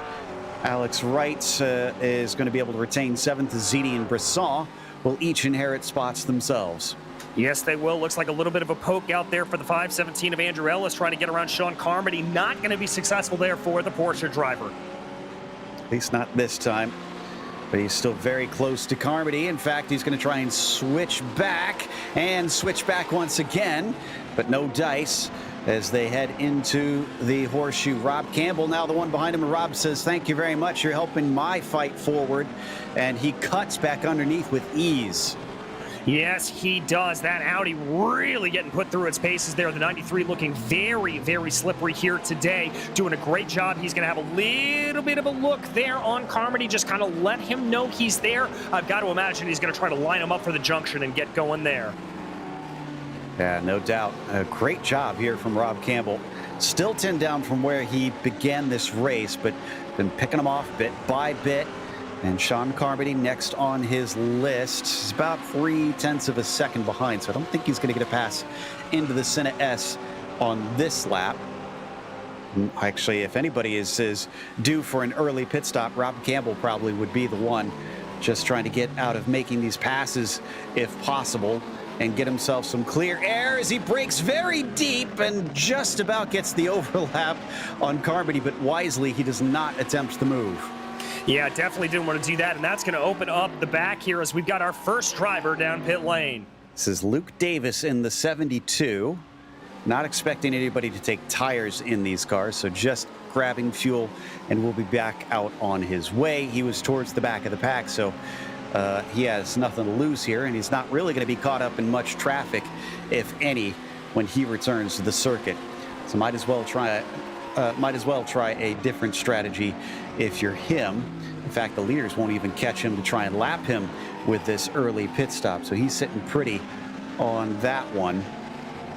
But I'm watching our leaders now, actually, here we still have that fight between Alex Wright and Blake Ziti. That's Wright in the purple and whites, and that is Ziti in the gray and black machine just behind him.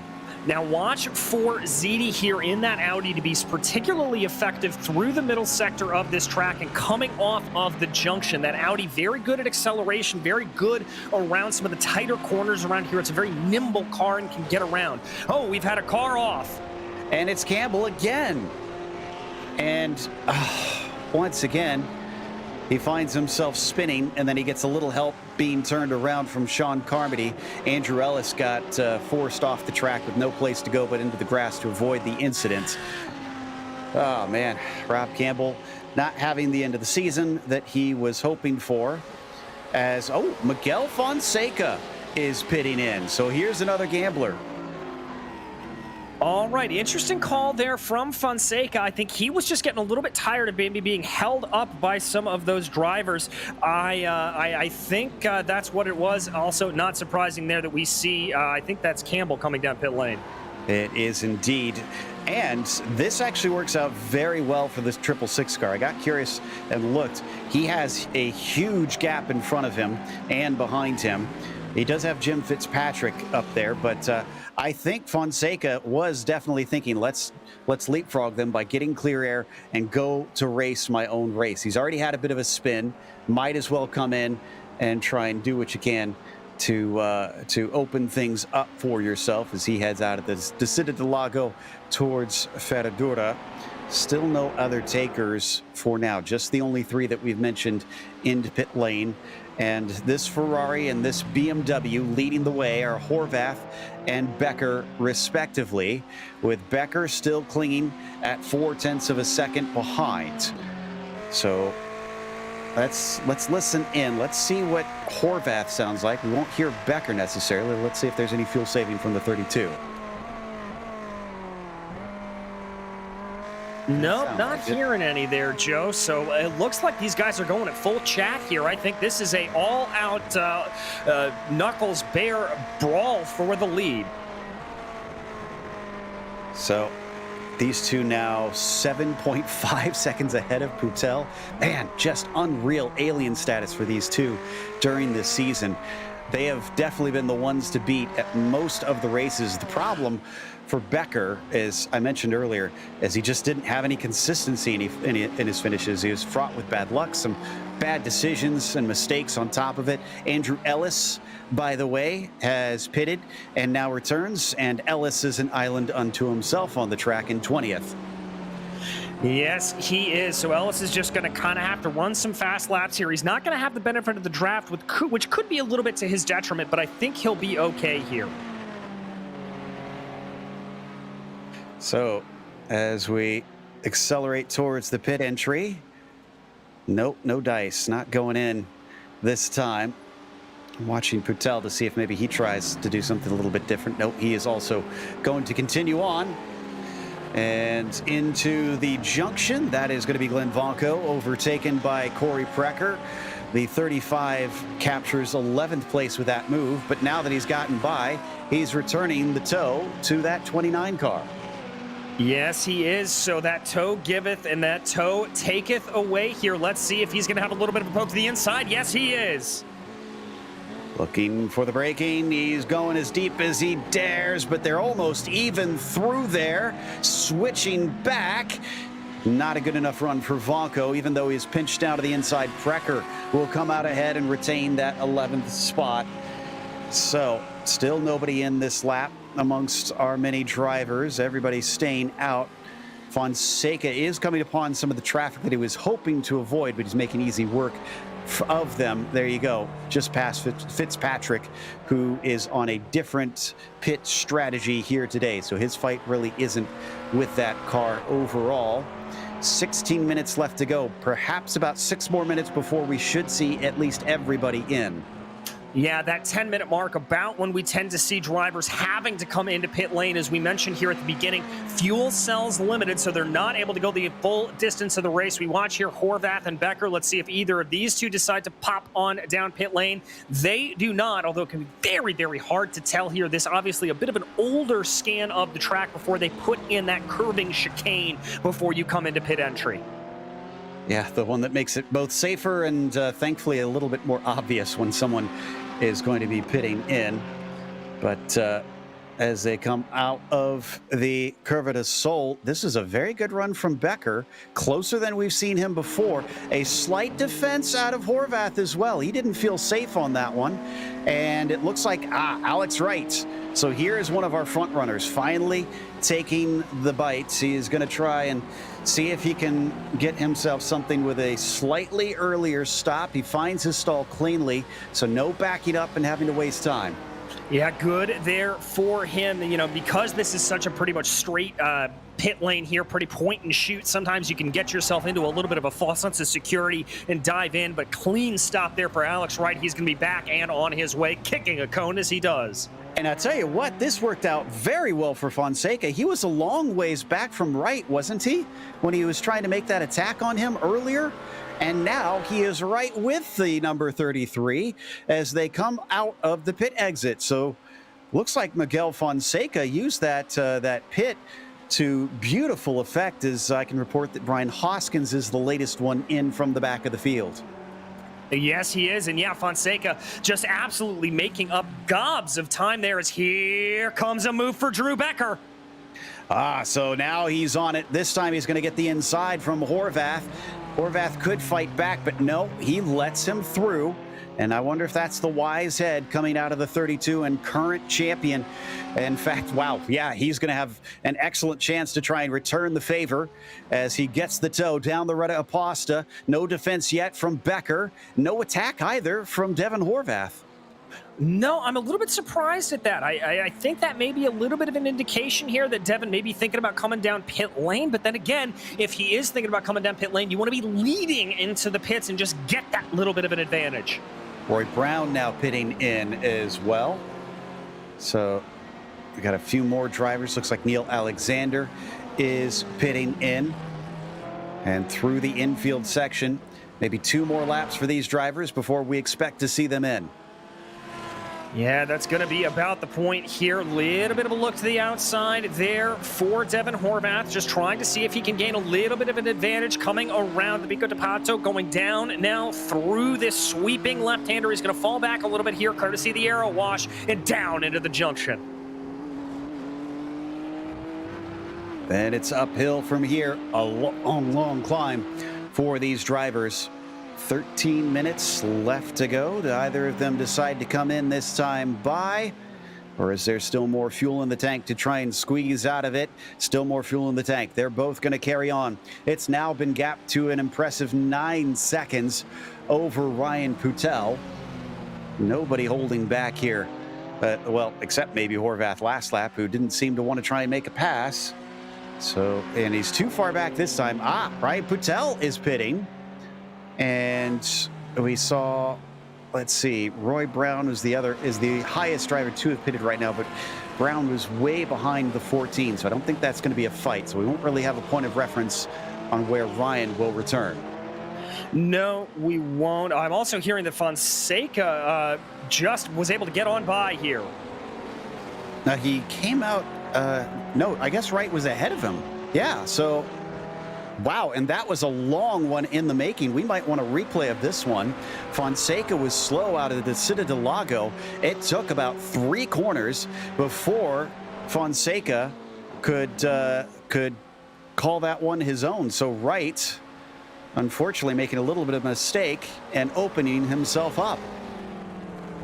Yeah, a little bit of a problem there, so we're going to have to see what happens as they go working their way down through the Senna S and through the Curva del Sol. Fonseca holding on to the position for now, but that mistake dropping him all the way down into 16th.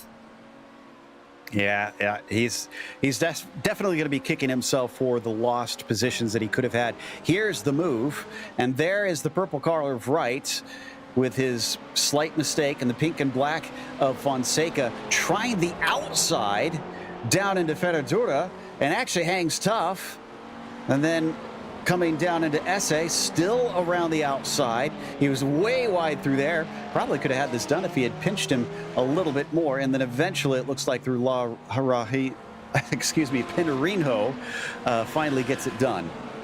Yeah, finally able to get it done there, and that's going to be a relief to him. As we said, that was a move many, many stages in the making, so good move. We've also got a little bit of a problem here for Pavolano that just went down. Championship implications. This is into the junction, and I think, yeah, on his own, the rear gets away from him, catches it. Did he lose his spot? Yeah, I think, yeah, that's Tavitas going by. And again, he needs all the positions he can get right here.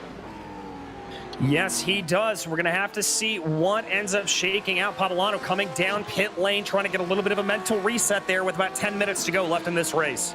Like I said, without the bonus points, it would be a 1-point difference in favor of Pavolano. If they were to be 3rd and 5th, between himself and Putel. But Putel has not looked like he's lost anything during this race, had a pretty decent stop. So actually, maybe not. No, Putel's stop was the longest of anybody's, if I'm seeing correctly. Yeah, he was, and I'm not sure exactly why. That is a very long stop there for Patel, about 10 seconds stationary in the box. So maybe this is not over, and there's currently 2 cars between them, but both Roth and McKenzie still need to take a pit stop, so we don't have the best of pictures quite yet on how this will shake out. We're pretty certain that Tavitas should be ahead of him unless he is slow enough during these in-between cycle laps that he will get jumped by Pavolano. So this one is becoming a giant question mark as we watch Drew Becker lead Devin Horvath. Ever since taking that spot, what has happened to Devin here? Did he hit something just slightly? Did he have some contact that cost him a bit of speed? Because he's now a full 0.8 of a second behind. Yeah, I'm not sure exactly what happened there. I mean, maybe he's just holding back here a little bit, trying to eke out another lap, but I don't think he's going to be able to do it. My best guess is that they're both going to have to come down pit lane right now. Yeah, this should be the end of the pit window. This is a mysterious drop-off from Horvath, who's been almost unbeatable this season. Not completely so, but his consistency has been unbelievable. Even with a DNF last round, he clinched the championship last week just because all of his rivals have found themselves having bad races along with him. And there you see the speed difference. And yeah, for some reason, Horvath consistently slower those last few laps, but they finally pit in and attacking the cones. Horvath is good. So is Becker.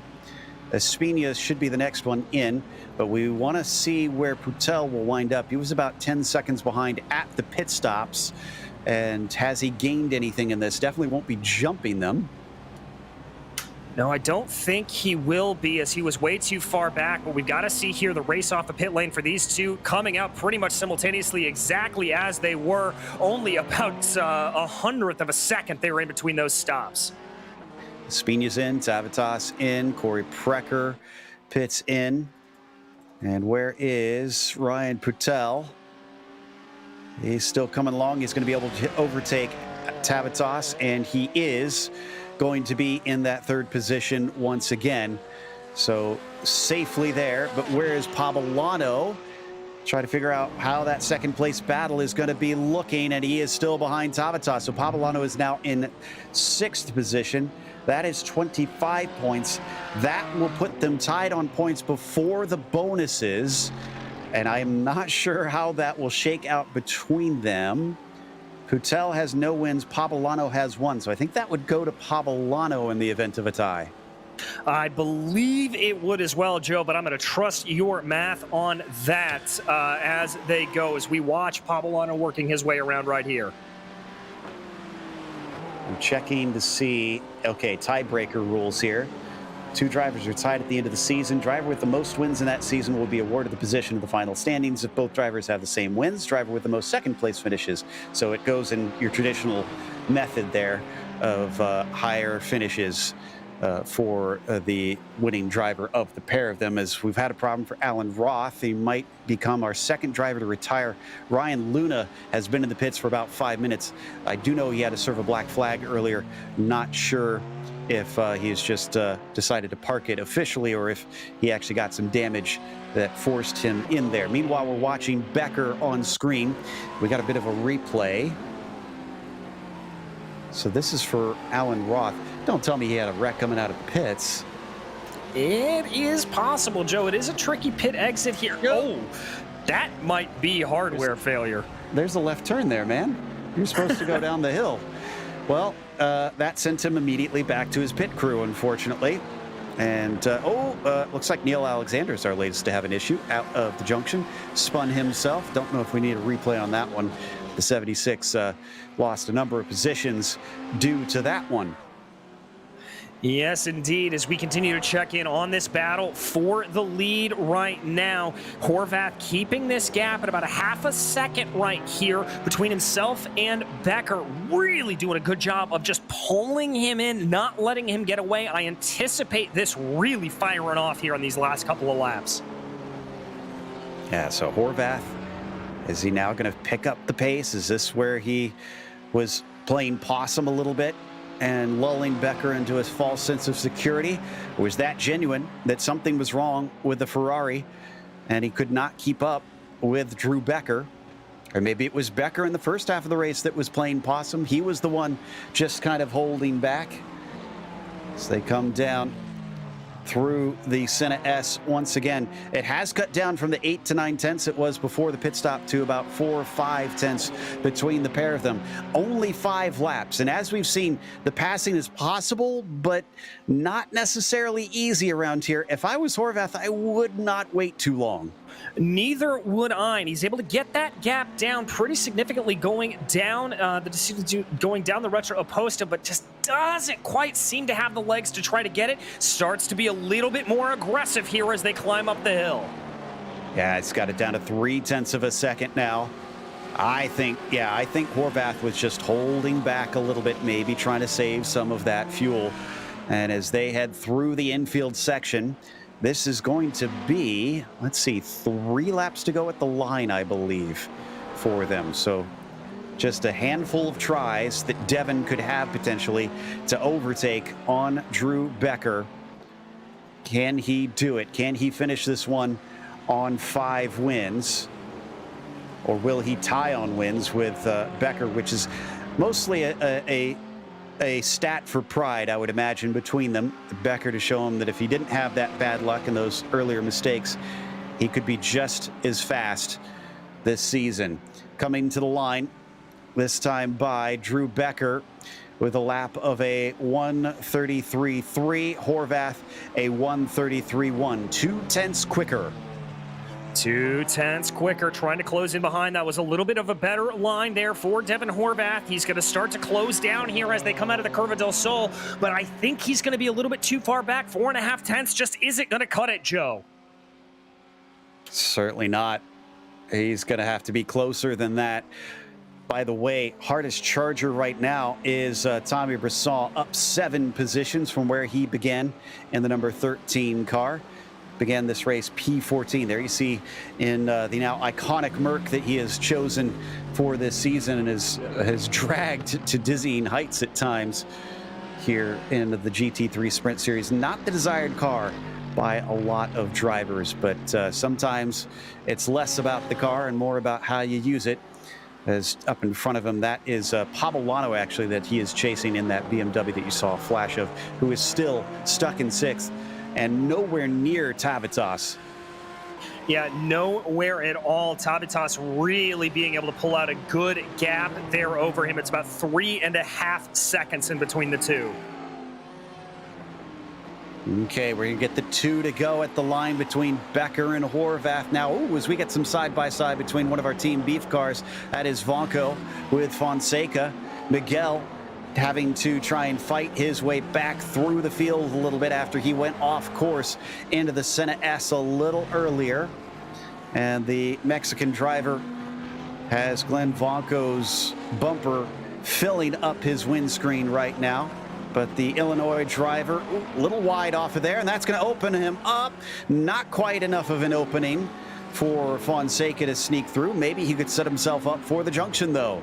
Maybe he can. He's going to take a little bit of a wider entry there into the corner, try to carry maximum momentum around the outside, tries to see what he can get done. Closing in behind here. He's got a pretty good run as they go back to the Subidos dos Boxes.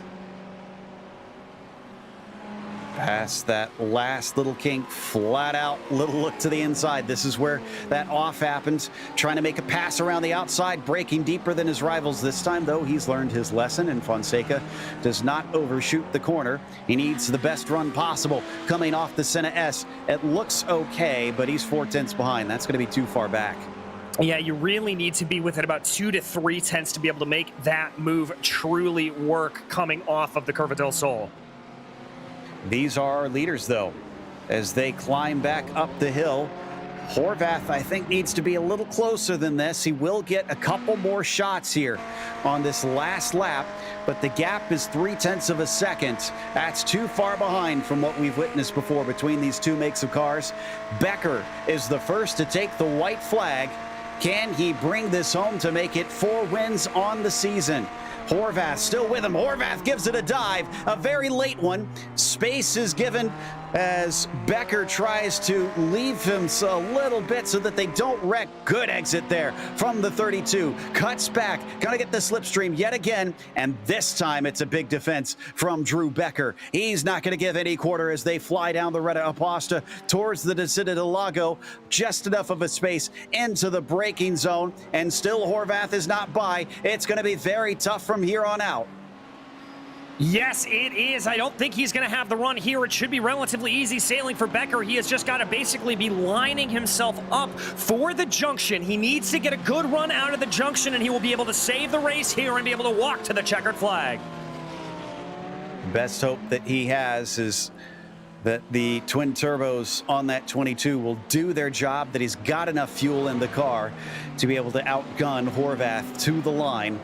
Because so far, it seems like the slipstream has not been quite enough to help drivers make easy passes. They need to be right on top of them, and that is not what Devin Horvath is right now. It's still 0.3 of a second. He's got to be closer than this. It's up to 0.4 through the turn, back down to 0.3 once again. That is just too far back. I think this is Drew Becker managing to withstand the pressure of Devin Horvath, and he has certainly outrun him today by taking a win in the final round of the season in the GT3 Sprint Series. Yes, he has a fantastic run here for Drew Becker, barely holding off your champion, Devin Horvath.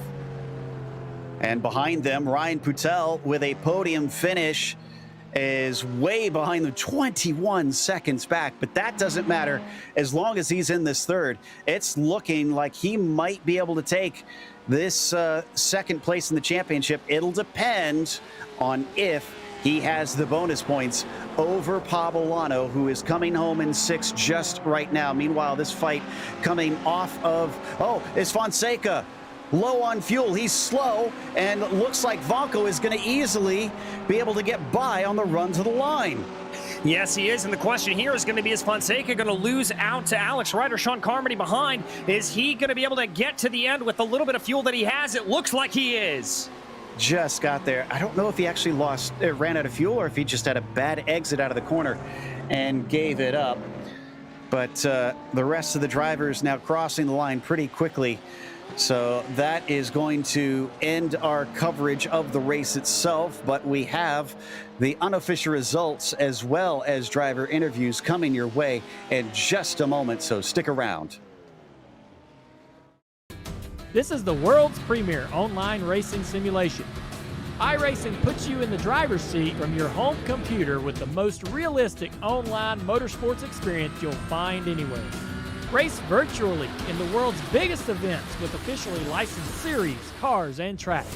From the high banks of Daytona to the blistering speeds of Indianapolis, the dirt of Eldora to the world's most legendary road courses. It's all here, and with more than 180,000 people just like you already driving, you'll always have someone to race. Ready to get behind the wheel? Sign up at iRacing.com to get started.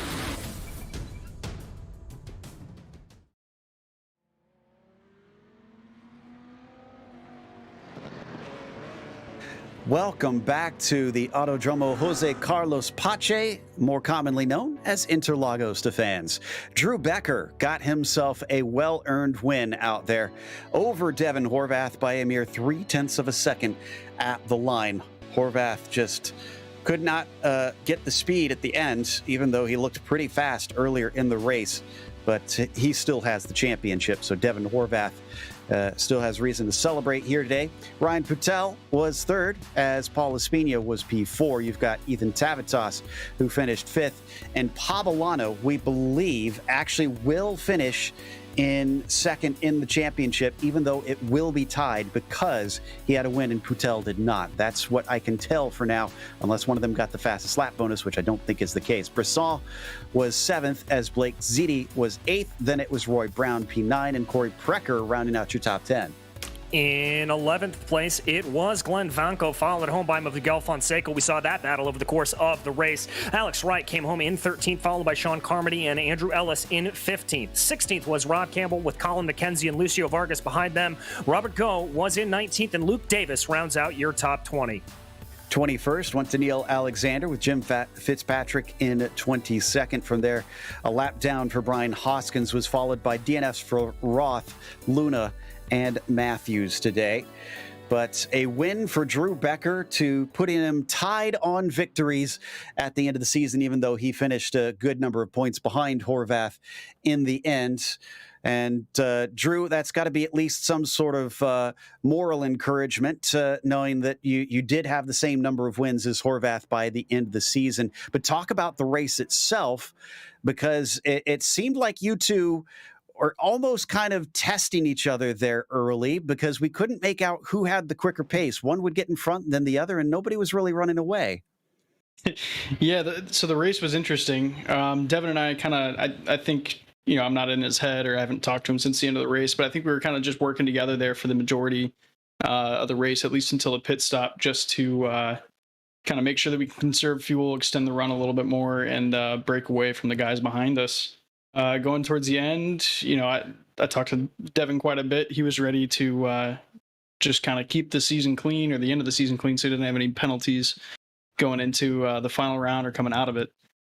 So that got him the championship. And, the last couple laps we had a little go about, and I think I actually scared him off the line in turn 4. So I apologize for that. But overall, it was fun. Interlagos is a great track. Unfortunately, it was 40 degrees Celsius on the track, so it was super difficult to keep your tires from overheating. And yeah.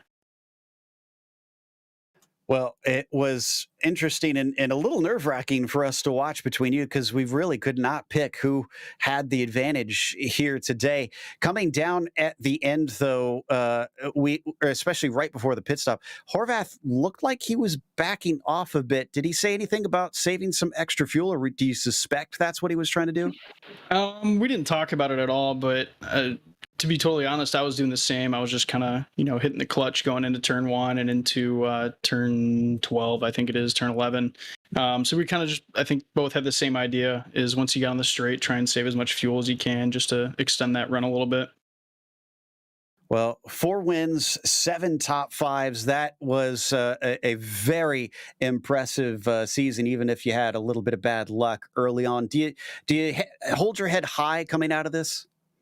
Yeah, I say I had a rough start to the beginning of the season, but to be honest, at Zolder, I was running P2 behind Devin, and I had my iRacing crash on me.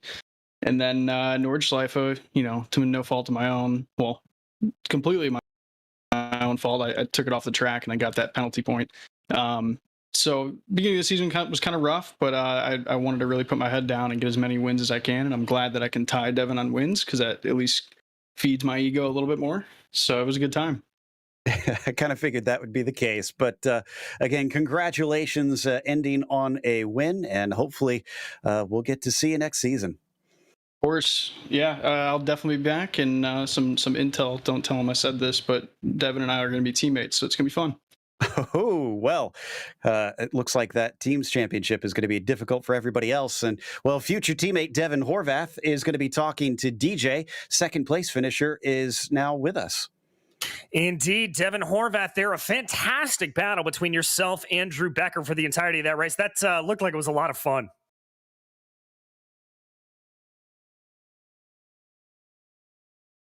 Oh, Devin, we can't hear you, buddy. See if we can get the microphone sorted out here for Devin in a second. Obviously, we have his webcam here. Devin, do you have a copy? Still can't hear you, bud. Looks like we might have to chat with him in just a second then. Hello? There There he is. Sorry, sorry. One of my kids were downstairs, so I put the mic on mute and forgot to unmute it. So sorry about that, guys. All good, but I was saying it looked like a whole bunch of fun out there. Oh, it was, yeah. And I'm just, I'm glad to finish the race, unlike last week. So, and it looks like I'm hoping we clinch the team championship too. So, but we'll have to wait and see the further results. Well, yeah, I'm not sure exactly what that was, but talk to me a little bit about the strategy. It looked like you and Drew were kind of trading back and forth. Were you in a massive conservation mode, it sounds like, to just kind of bring it on home, or were you fighting it out tooth and nail? No, I was just kind of just sticking behind him. I had a pretty big points lead, and I didn't want to make any stupid passes and cause any penalties or anything to jeopardize the championship. So, but when he did leave it open on the one lap, I passed him and led some laps, and then I kind of let him pass by. And then I was hoping to get him on the last lap, and I was trying hard on that last lap to get him, but I just couldn't make it work. But either way, we came home with P2, and I'm happy with that. Well, I mean, obviously, you're fighting for the team's championship next year. As you look to next season, what are some goals for you? Yeah, we're going to be racing in the open class GT3 season next year. So there's going to be stiffer competition. So I'm hoping just to put my best foot forward, and hopefully I can keep it up front. Well, we wish you the best of luck when you get there, Devin. Anybody you'd like to thank for tonight, though? Yeah, absolutely. I'd like to thank my teammates, Sean, Ethan, Corey. Sean's been helping me for the last multiple weeks just with spotting me and stuff, and just being there, and especially last week because it was such a crazy race. It was nice to have somebody there. I'd also like to thank my family that gives me all the time to come down here and practice and race with you guys every Monday. Besides that, I'd like to thank you guys too for putting on such a great broadcast. It's awesome to watch these after the races. Well, we are more than happy to, Devin. Thank you so much, and congratulations on a second place in the championship. All right, that was Devin Horvath, your second place finisher here today. And Joe, I believe you've caught up with Pablano. Yes, Michael Pablano, who finished sixth today, but by our calculations, and this is unofficial, we believe you kept second in the championship on a count back for wins. I don't know if you were aware of that, Mike. Were you watching the points at all during this race? I was. I knew where I stood with Ryan there, and I sixth. I was wondering if he didn't get any, if he was going to get any bonus points for not having an incident, but I guess he had quite a few incidents like me as well. So, so I don't know if I hang on it or not, but I think we're tied at the end. How long did you have the number you had? Because we checked that afterwards as well. We saw you were on 12, which is right up against it. I mean, how long were you that close to the limit? I was very close, so I had I gotta be honest, guys. I unfortunately I've been battling COVID the last 5 days, so I actually haven't been practicing, and I was just really just hanging on. This is the first time I've raced pretty much all week, and just really trying to hang on there. I know I was losing pace, but I sucked it up. I guess after this interview, unfortunately, I'm gonna have to go throw up. So. Well, I don't want to keep you too long. Then, is there anybody? No, that's fine, Joe. That's fine. No, I wanted to, just say thank you to you guys. Amazing broadcast that you folks put in week after week for us. I want to thank everybody in the league. Especially the Devin and Drew there, and Ryan and the rest of the folks. It's the beauty of this league. You come in and they make you better. The Razors here. So really appreciate the competition and the camaraderie, and PRL, and also our sponsors, ASR. Well, I hope you start feeling better soon, and that makes that drive to 6 all the more impressive. Congratulations on second in the championship, and hope we hear from you in the future. Thanks, Joe. Appreciate it.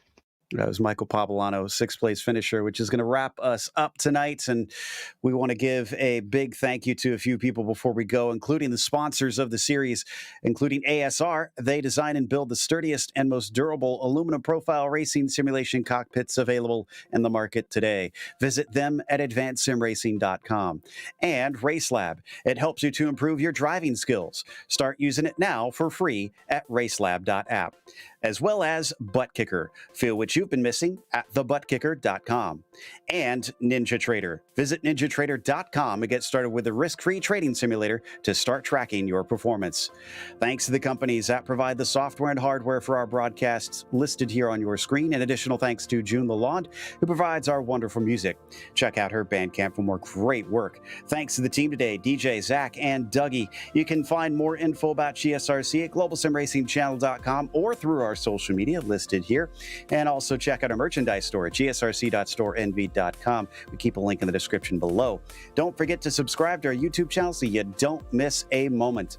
We have upcoming races for other series listed on the screen, so check those out and mark them down on your calendar. In a few minutes' time, the Porsche Owners Club goes to VIR. That'll be at 11 p.m. Eastern. Until next time, race clean, race hard.